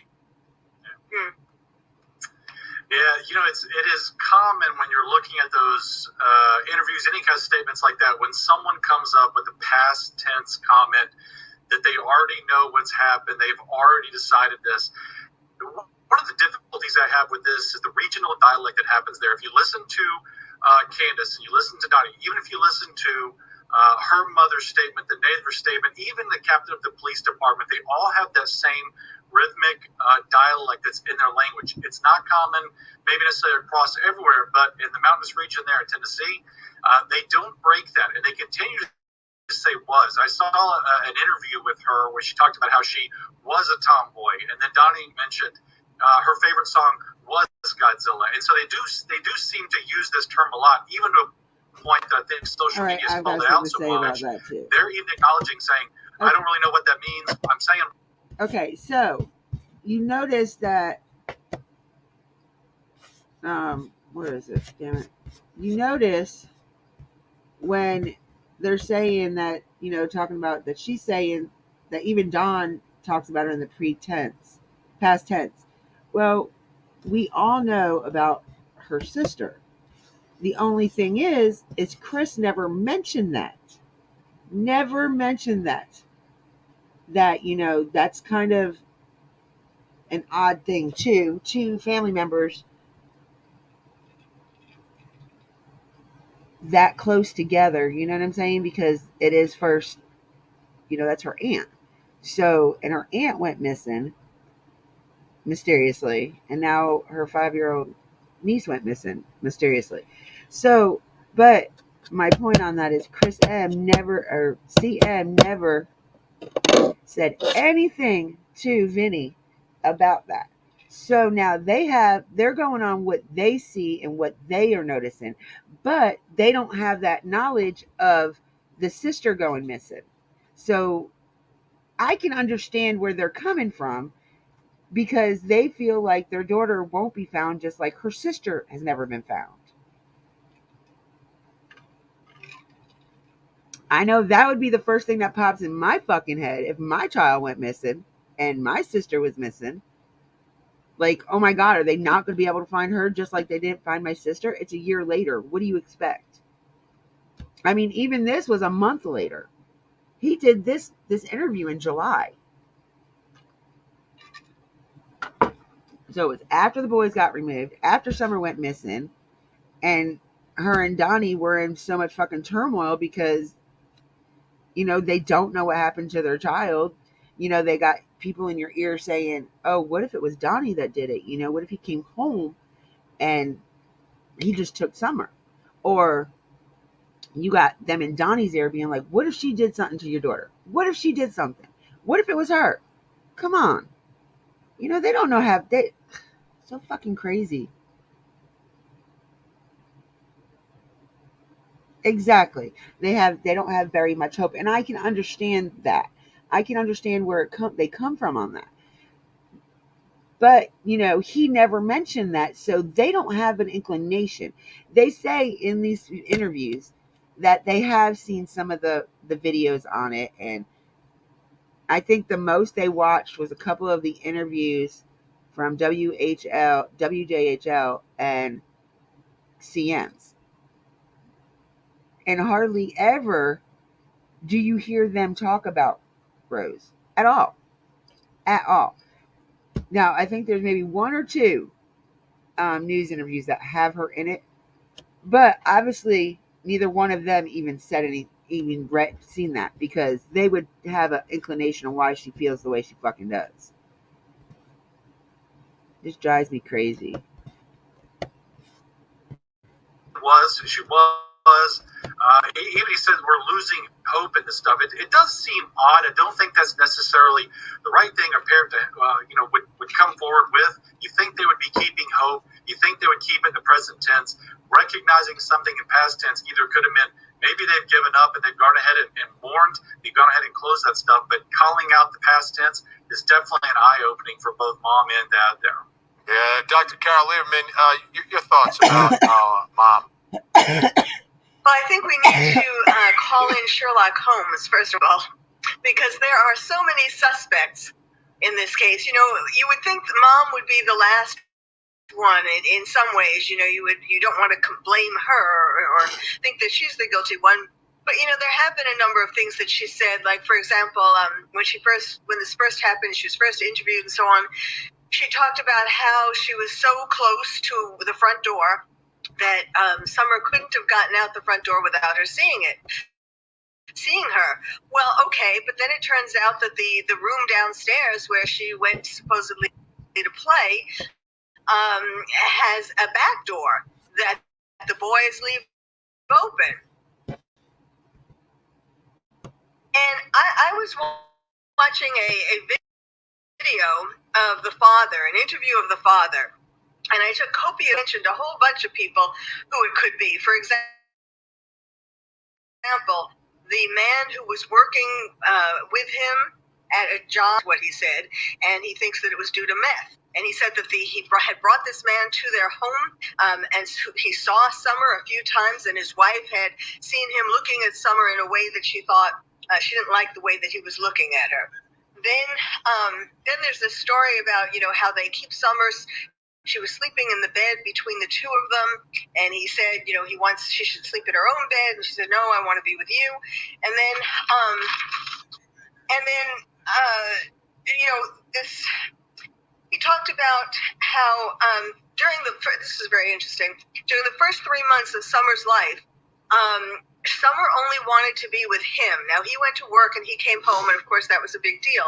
But he said she only wanted to be with me for these first 8 months. Does the mother feel, you know, disconnected from her, and she really could do something to her? Now with this story with the going under the water, did something happen to her, and the mother is afraid to acknowledge that she was responsible for her when this happened, and she died and she didn't do anything? But then there are other people who are potential. He talks about his stepsisters, and then there's a meth head down the road. And then Dave Dawson, the flu guy, and Jose. There are all these different characters who the father cites as potential people who might have done something to her. Now, Dr. Stephen Langston, I'm going to do this quickly, but I need to show you one more piece of what Candace told Chris McDonough. I want to get your quick take on it. Let's watch. There is a rumor about these polygraph tests. Clear that up. All right, the first one that I took, and I didn't really take it because they kind of threw me in the back of the squad car, so I was really upset, and you know, I was crying my eyes out. Okay. And so when I got up there to the courthouse, we tried to do it, but I couldn't do it. Okay. So we waited a few days, and then I went back and I did it, and I passed it. Okay. So that was that. Okay. And then what about the rumors of this relationship situation with Hunter? Are you crazy? I got a husband and 4 kids that I love to death. Okay. To me, Hunter was another one of my kids. Okay. That's how I felt about any kid. Go ahead. You see a lot in her eyes there. You notice how wide her eyes get when she's trying to talk about the polygraph story, and definitely when he called out Hunter, those shoulders, you couldn't see this about what was going on, where there is definitely some uncertainty there. One thing that really catches me out is the direction her eyes are going when she's talking. She's not going to the right where usually you go to remember. She's going to the left where she's constructing stories. Now, again, there could be a lot to be said there. We're not mind reading by any means, but there's more to that story. Just off those facial expressions, her eyes are telling us a lot. Absolutely. All right, Dr. Stephen Langston, Dr. Carol Lieberman staying with us. We got much more straight ahead. Don't go away. In Highland Park, Illinois, the alleged July 4th shooter makes his first appearance in court, already facing 7 murder counts, and the DA says more charges would be held without bond, and if there was probable cause to hold him. Then 3 were sitting right here, throwing their eyes glued to the TV, like always. And I said, "Boys, where's your sister at?" Well, she just went downstairs, Mom, to play. So I went over here like this. This is where the stairs are. Okay. It's actually down under there. Oh, down into her Down into bedroom. our bedroom, and then hers is on the other side. Oh, okay, in the basement. Yeah, in the basement. Well, this makes sense now, see? And then I yelled, I said, "Summer, Summer." And she didn't, I listened for a minute, I didn't hear nothing. So I went like this. This is how I would get down here. That's how you get downstairs to the bedroom inside Summer Wells' house. You got to climb under that cabinet. I want to read for you a letter written by Don Wells, Summer's dad, and this was posted online. And this is, again, 1 year since his daughter went missing. Since you've been gone, I've been completely devastated. I looked everywhere for you, my beautiful girl. I thought YouTube would be the most powerful tool to help find you, and perhaps it still could be, but at a price we may not be able to afford. Our family may not survive. I'm sorry, my beautiful girl, that I completely lost my mind with so many thoughts of people harming you, and I know you want to come home and there's nothing I can do. I'm powerless. So I ask God, please look over my precious daughter. We love her so much. We wish God you will return her to us as well as the boys. I would be so happy to be a family again. And then please bow for the Lord's Prayer. And then it says, thanks, Don Wells. Still with us, Dr. Stephen Langston, body language expert, Dr. Carol Lieberman, forensic psychiatrist. Dr. Carol Lieberman, your thoughts about Dad's letter? I know you listened to Dad's interview as well. Yes. When I read that letter, there's something rather strange about this letter. First of all, when he says about YouTube, we may not. It's a price we may not be able to afford. I don't think that he's talking about money. I think maybe he's talking about that. The secret, if we find out where you are or what happened to you, that it could break. Our family may not survive. He's has a criminal history. He's certainly shouldn't be omitted from the cast of characters that are possible suspects. I mean, of course, it seems that he loves her and he's religious and all of this, but and then when he was asked about whether his wife, whether he thinks his wife could have done something to his daughter, he kept saying no, because she's too broken up by this. In fact, she almost went over the edge. So, and there's alcohol and drugs that are part of this family, part of the parents' lives too. So, some of the things they may not realize what they did. And then, in the last video that you played, she said, I have a husband and 4 kids, and I love them to death. What would Freud say? Unbelievable. Dr. Stephen Langston, your thoughts about Dad's letter? I call out the I a lot. It seems really odd. I can only imagine what a father would go through as a father of 2 daughters. That would absolutely be an end stew. And I do think, he's expressing something here. But the difference, what I see in the letter, especially from his statements, is the lack of we. Because they both have lost this child, not just I. And so I almost think he's calling out and separating himself from some of the subject matter. Instead of saying, we ask God to please look over you. And I really see that more the role of the father and husband. He's definitely isolating himself out in that letter. Now, that could also be for some self-healing purposes. That's definitely why an I could be there. But the absence of we is definitely a call out to me. Dr. Stephen Langston, Dr. Carol Lieberman, appreciate your time and your insight tonight. We'll speak again. Thank you. Thank you.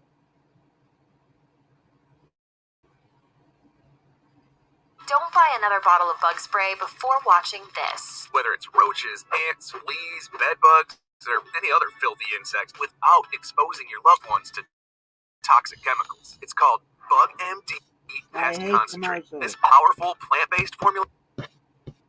Alright, so it's over.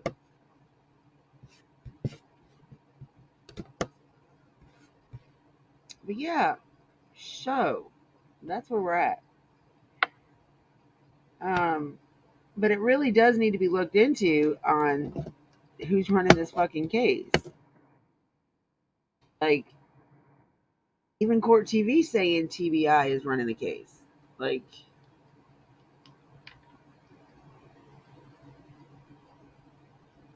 and one part of it, I don't know if you guys heard it. I might have skipped through it or whatever. But H's mom said, or Vinny had asked how far between H's house and Ben Hill. And he was like, oh, about 5.5 miles. Bullshit, dude. Bull fucking shit. It is way further than 5 fucking miles. I know, I've drove it. Or rode it, whatever. But, God, Lord, it's at least a 25-minute drive. That's more than 5 miles. Now, it's 5 miles from where I was to Ben Hill Road. Yeah. They're city, so they don't have no idea what country people are like. You know, they go by the narrative or the stereotype. They don't go on what they know. They don't know these people from Adam. They don't know how they live. God, yes, country miles are fucking horrible, especially out there. Like, I was out there for 5 days. It was beautiful. It really is beautiful out there. And some of the houses are gorgeous. Like, some of the properties are beautiful. And then you got some properties that aren't kept well, and houses look like they're about to fall a piece. But yet there's people still living in them. Keep biting the side of my damn jaw. That shit hurts.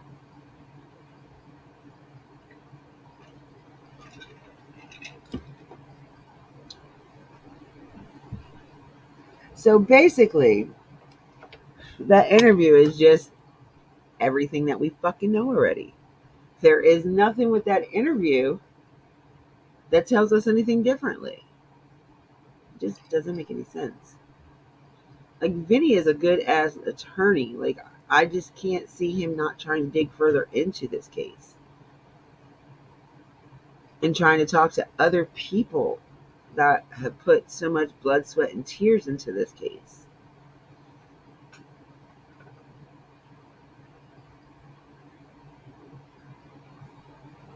I mean,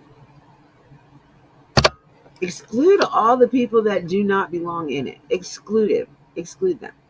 Because once you take them out of the narrative, then we might be able to figure out what the fuck is going on. But see, we don't know their day-to-day fucking life either. What their day-to-day life was like before Summer went missing. We see what their life is like now, but you got to imagine, you know, she lost 4 fucking kids. How's she supposed to act? Let me rephrase this. She lost 4 kids that she actually didn't want to lose. She wanted them. Now, people can say that she didn't want Summer or she was jealous of Summer or whatever. I don't see that.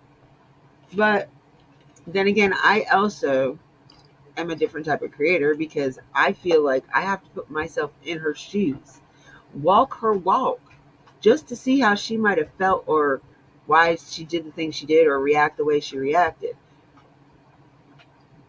I can't get myself that high or drunk to even figure it out, honestly. And I wouldn't want to. Yeah. Like I said, it's about 25 minutes at least. At the least. And like they said, it's not really much traffic throughout there unless it's the traffic that lives there. Now, okay, so let me rephrase that. Where I stayed, I was staying directly across the street from Fred Light's family and Fred Hill's family. Or Frank Light and Fred Hill. And then there was also some Crawfords around the area that I was at. Andy Bernard's mom and dad didn't live very far from where I was.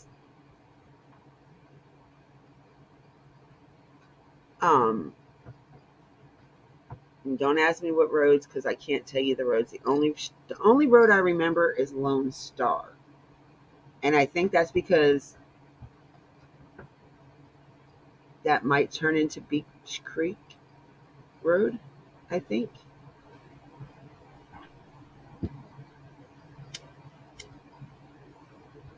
Like, if I would have never seen the posters of summer and the things that people left on the signs and stuff, I would have never realized what street Ben Hill was. Yeah, I was kind of hoping the day I went by Allie's house that, somebody had been outside, but it was the day before the vigil, so I'm guessing she might have been at work or out or whatever.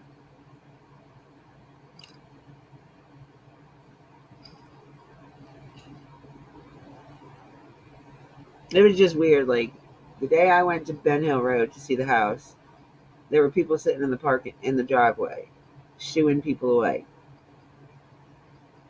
It's hot as shit that day, and these people are sitting in their car, windows down, no air conditioning. I don't care how much shade you were in, it was still hot as fuck on June 14th of this year.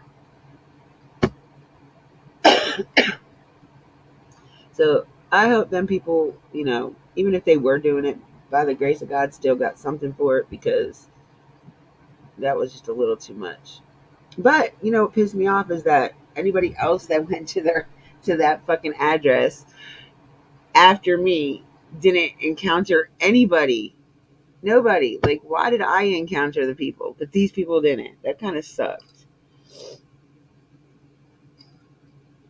And then my phone died while I was trying to record me and the ladies talking. It died on me, so I didn't get any of it. But standing from the bottom of the driveway, I couldn't even see up their driveway at all. Like, I couldn't. All you see was trees at that point in time.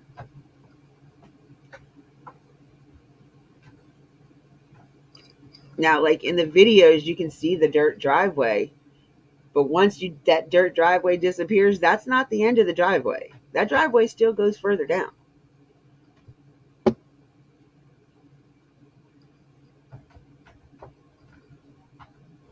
And standing at the bottom of the road, I didn't see anything up the hill either. Maybe, I don't know, trees, because the leaves were grown back and stuff, but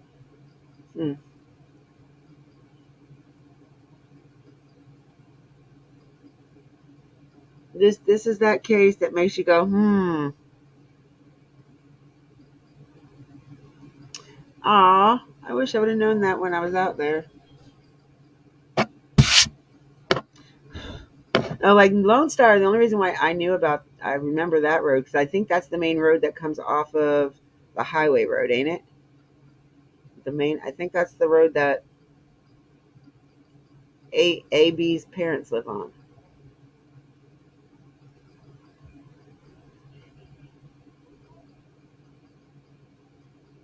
And I can't get over that, Andy's parents had all them red barrels in their driveway.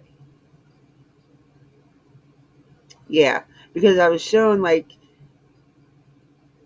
if you're coming off that highway, like that abandoned lot right there before you turn onto Lone Star, across the street, that's where all the tree people would park their big vehicles at, or personal vehicles.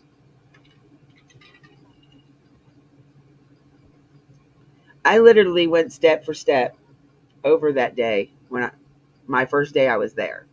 Like, we got up early and we went out and step for step did what Summer did. Except for Sonics. I didn't get to go to Sonics, damn it. I love Sonics, which is a good thing. I didn't need to spend any money while I was there anyway. Everything was a lot more expensive up there than it is down here.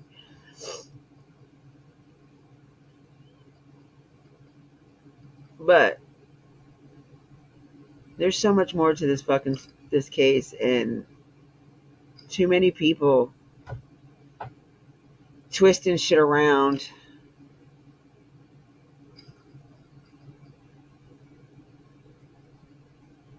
Yeah.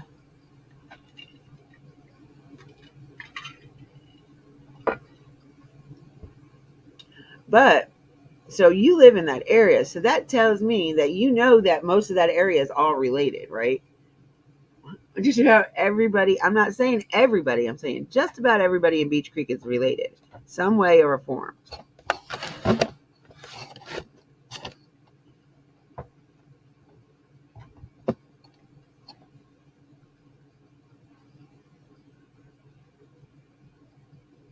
Do you remember when the last day the tree trimmers were there?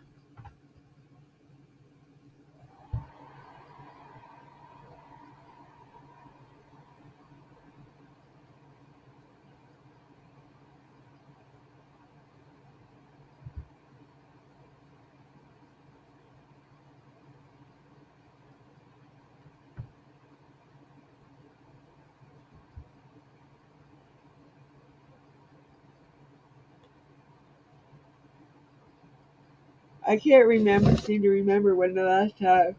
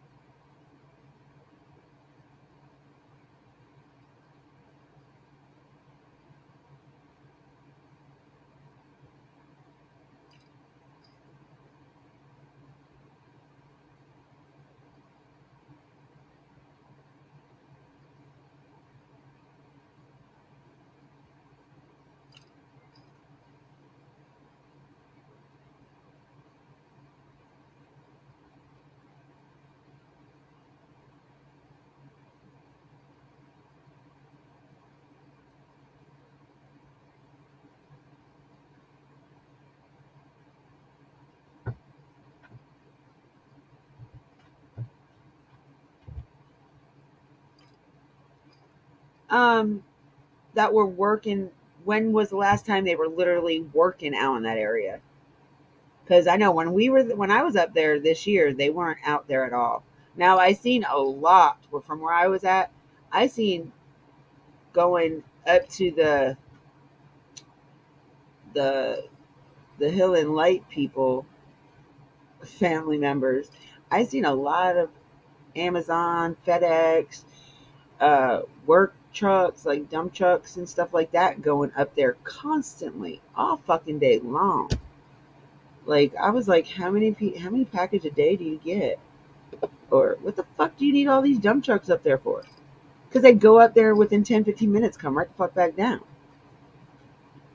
And I didn't notice anything in the back of the truck when they went up there, and didn't notice anything in the back of the truck when they came down. So it just kind of just makes me wonder.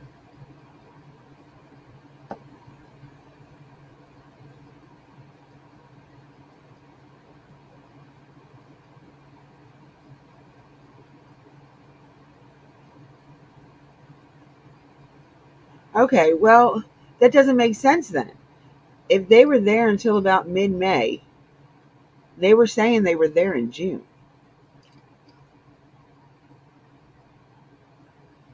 Or is that what you meant mid-June? Because they were saying that they were there within days of Summer going missing. Or the day Summer went missing, I believe they said they were there.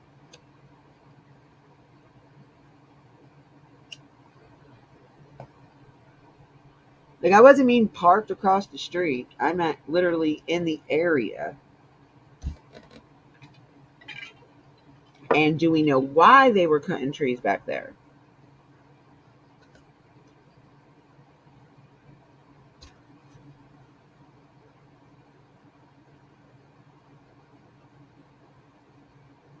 I wasn't able to see where the fuck they were because, it's like all growing back up now. So I don't know what I was looking for, but I was looking for something. I was just really pissed off. Somebody was sitting in the fucking bottom of the driveway and I couldn't even look up the fucking driveway. They were like, oh, it's against the law to take pictures and video. I'm like, of what, trees? I live in America. I don't know where the fuck you're from, but America, that's not against the law. Tennessee's a one-party state, motherfucker. I was going off. I think the New York came out and me very bad that day. Because I guess I was like just stunned that there was just random people sitting at the bottom of their fucking driveway talking about, oh, I got to call the law. Go ahead, call the law. Go ahead. Because by the time them motherfuckers get here, my ass is going to be gone. What you going to do then?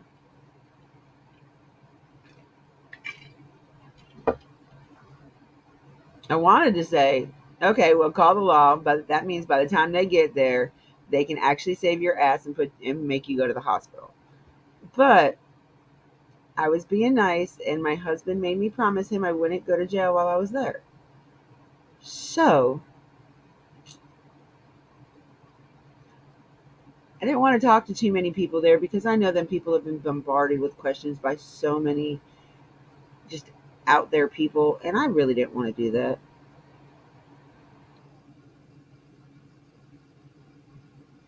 Yeah, that's what I thought. It was within days after Summer went missing. I just don't understand why I was the only one that got fucking grilled when I went there, man.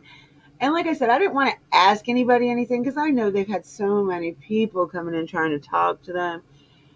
And even if they were in the store for 30 minutes, the grocery store for 30 minutes, they got about 12 in that price list she went to. There's about 12 self-checkouts. I think 6 of them are cash and credit, and then 6 of them are credit only. And it was just so hilarious because I didn't have cash on me. I only had my card. Oh, no. At this time, I only had cash on me. I wasn't using my card. And my stupid ass didn't even pay attention that it just said credit, debit or credit. And I went through that one anyway, and I fucking had to have the lady like terminate everything and go to a different one.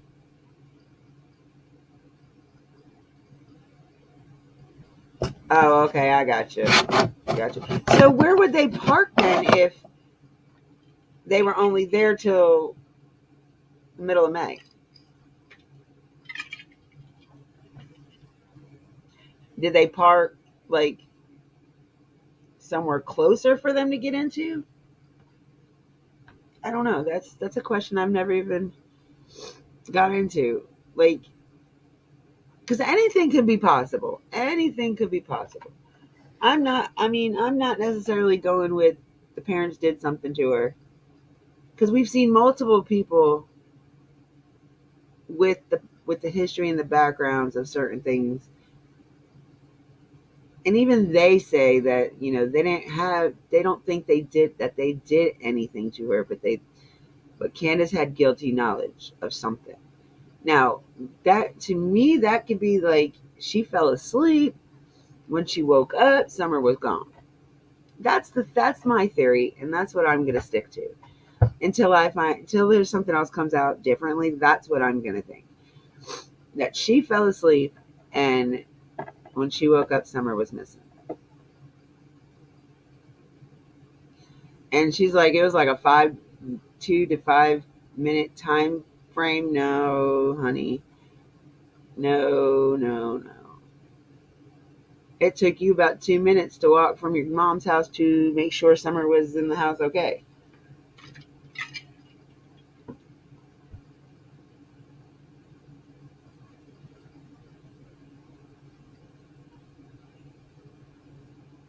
Oh, okay, gotcha.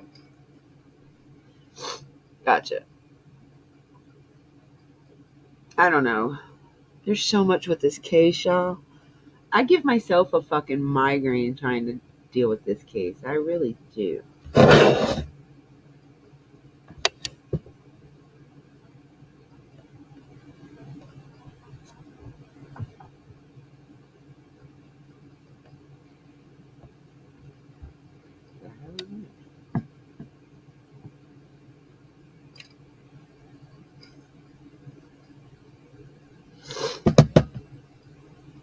So I'm not going to say that they didn't have anything to do with it.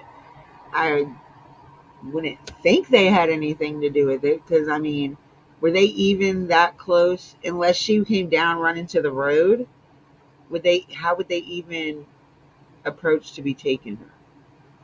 You know what I'm saying? I don't know.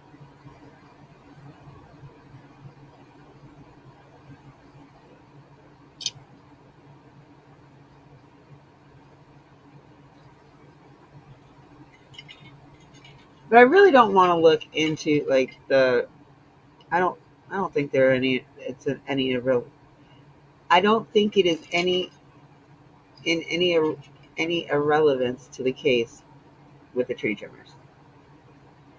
And I don't think they had anything to do with harming the child. I don't think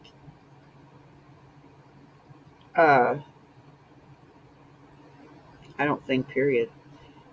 Well, I don't believe nothing that fucking JSB says. Like, you've already came out and said you lied to everybody. So now you want everybody to believe what the fuck you're saying now.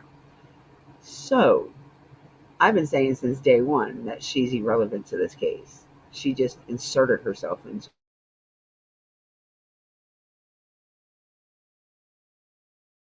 it. Did say something about several different types of dogs they had on the property searching. So they could have had the search and rescue dogs, cadaver dogs, and drug dogs. But why the fuck would they have a drug dog on the premises looking for a missing child? And I know they can be cross-trained, but that's very unlikely because you don't want to confuse the fucking dog on what they're looking for.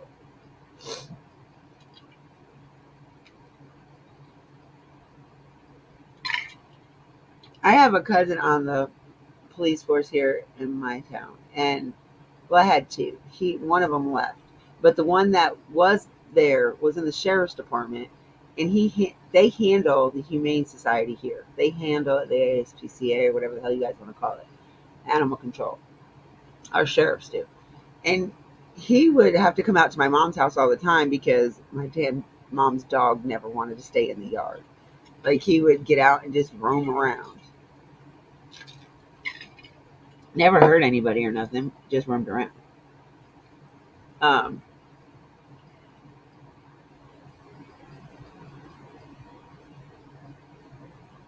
he was hard to catch. Like, I couldn't even catch a little son bitch. When he wanted to be out, he wanted to be out. But I did talk to him about this case. And he said it's very weird that the sheriff isn't doing more for this little girl. He said it's really weird. Like, normal sheriffs would be all in this case, especially in an election year, especially with it being an election year. You would do what the fuck you got to do to get your ass out there, to get your ass reelected. But then again, you know, people are scared to run against you for some fucking reason.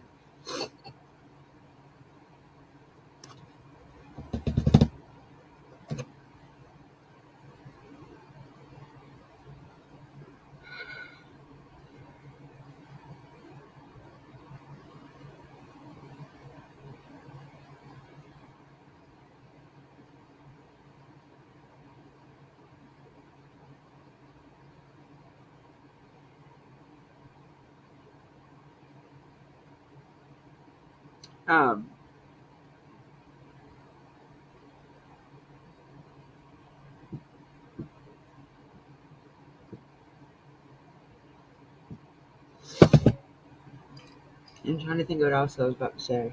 So I really want to look into more about this, them getting a... Oh.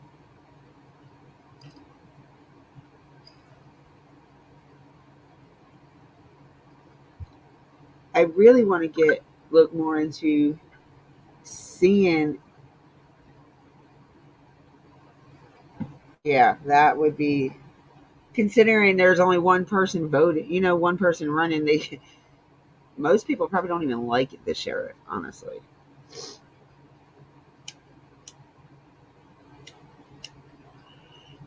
But your mayor, are you on the Sullivan County side or the Hawkins County side, Sessa?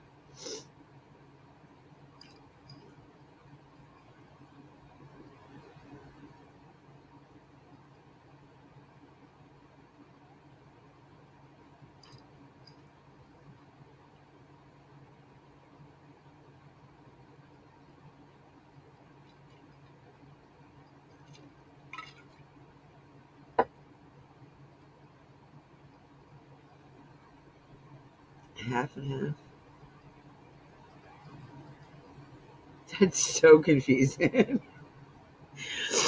Are you half and half? Like half and half what? Okay, you claim Sullivan. Okay, so you're on the same side that I was on. And I think that's really weird how they do that. Like Beech Creek, I guess yours is considered Beech Creek too, right? You're in the Beech Creek community? Or are you in a different part? I call it all Beech Creek because it's so, congested. I mean, it's not congested, but it's so, I don't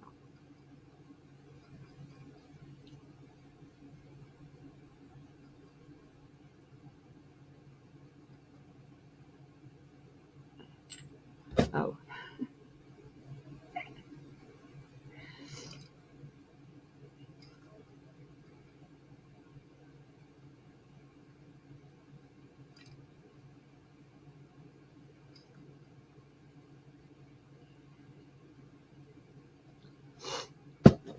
Okay.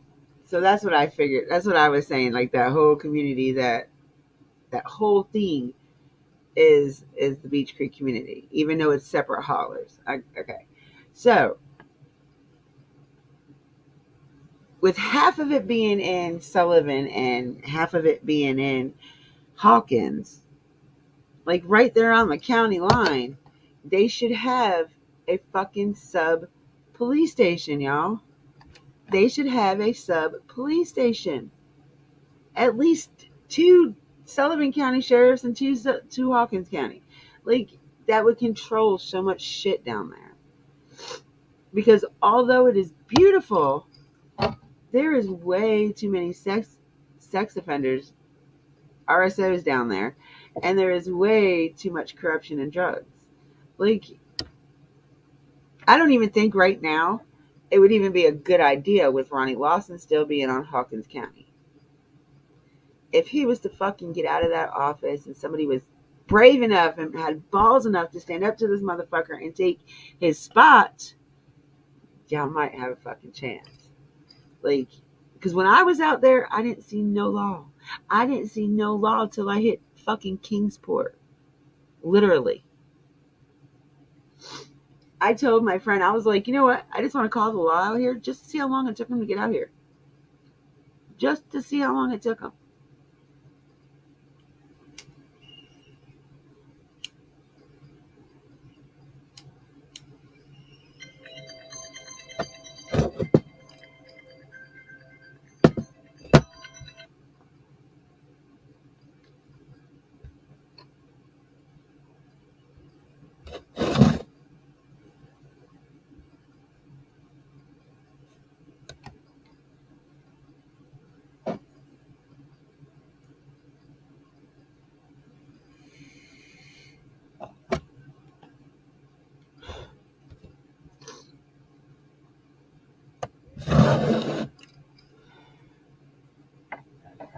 Yeah, they do. I've never seen it like that. Like even our little, we don't have hollers here, but we have like little neighborhoods. I guess would be the same thing. Like where I'm at, it's what the fuck do they call it? What do we call it out here? I think this is called White Hill. I'm not sure. Like we have like little sections that have different names, like just like the hollers, but we would, I guess, be the Tremor area, I guess. Well, I'm not doubting that. I'm just saying the 5 days I was there, I didn't see nothing. But yes, I was on the Sullivan County side as well. So I told her that I was like, let's go on the Hawkins County side and just call the law from Ben Hill Road. And let's just sit there and see how long it takes them to come. And she's like, no, I'm not going to get in trouble. We'll get in trouble. And I'm like, for what? Be like, we got ran off the road by somebody. See what they say. I don't know. I was trying my damnedest to tell you the truth. I wanted to see how long it would take them. Like, with the visuals, what pissed me off with the visuals, you didn't see none of the people that were searching for Summer at either one of these visuals. Except for the guy that handles the drones. He was at Summer's Day Up the Hill. The one that was put on by Gavel Geeks and Krama Mama. The drone guy. He was up there. He wasn't down at Robbins. He was up the hill. And I did get a chance to talk to him and see what he thought. And I mean, I know he can't really comment considering he does work for LE, but see, and why won't Hawkins County allow Sullivan County to go on their side? If Sullivan County comes out there a lot more than I think, then why can't they go down on the Hawkins County side? That doesn't make any sense. If they're at least out there, I don't know. I tell y'all, this fucking case gives me a migraine for real. I have another friend that lives out there towards the Beach Creek community as well.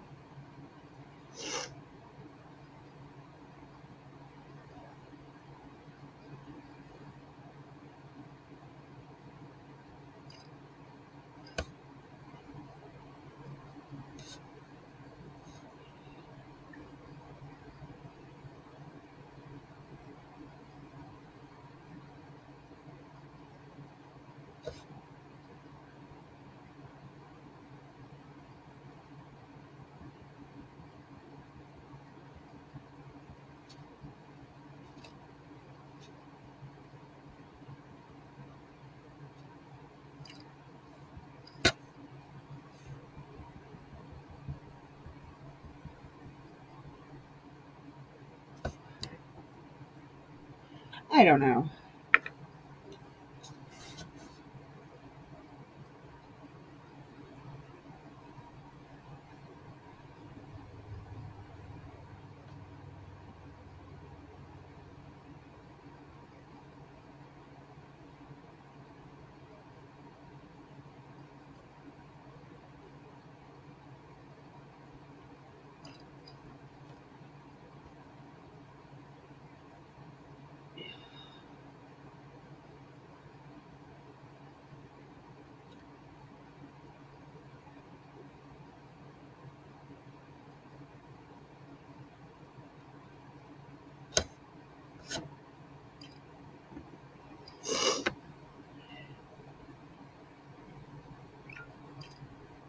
Oh, was he at the Awakening? I didn't see him there, and I was there for most of that one. I fucking knocked the shit out of my head on the cross while I was there. That was priceless. And then had one of the news people right directly behind me fucking streaming it live stream. I was like, great. She's like, oh, don't worry about it. I can cut it out. I was like, how you cut it out if it's live stream? She's like, well, don't worry about it. The rest of the news people here probably caught it too. And I was like, yeah, let's not say they did. I'm just glad I could give everybody a fucking laugh.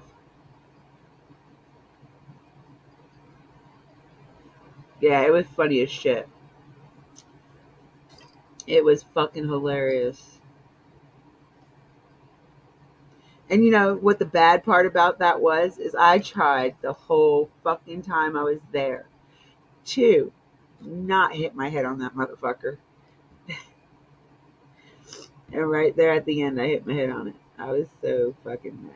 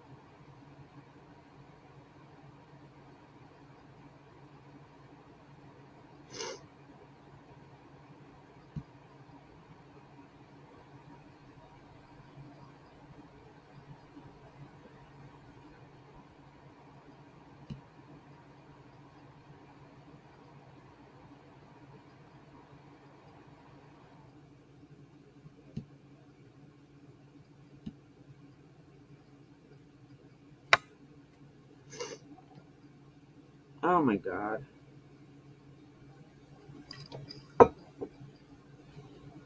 Yeah, I got to get off here too. I've got some things I've got to get done before my husband gets home from work, so I don't hear no mouth.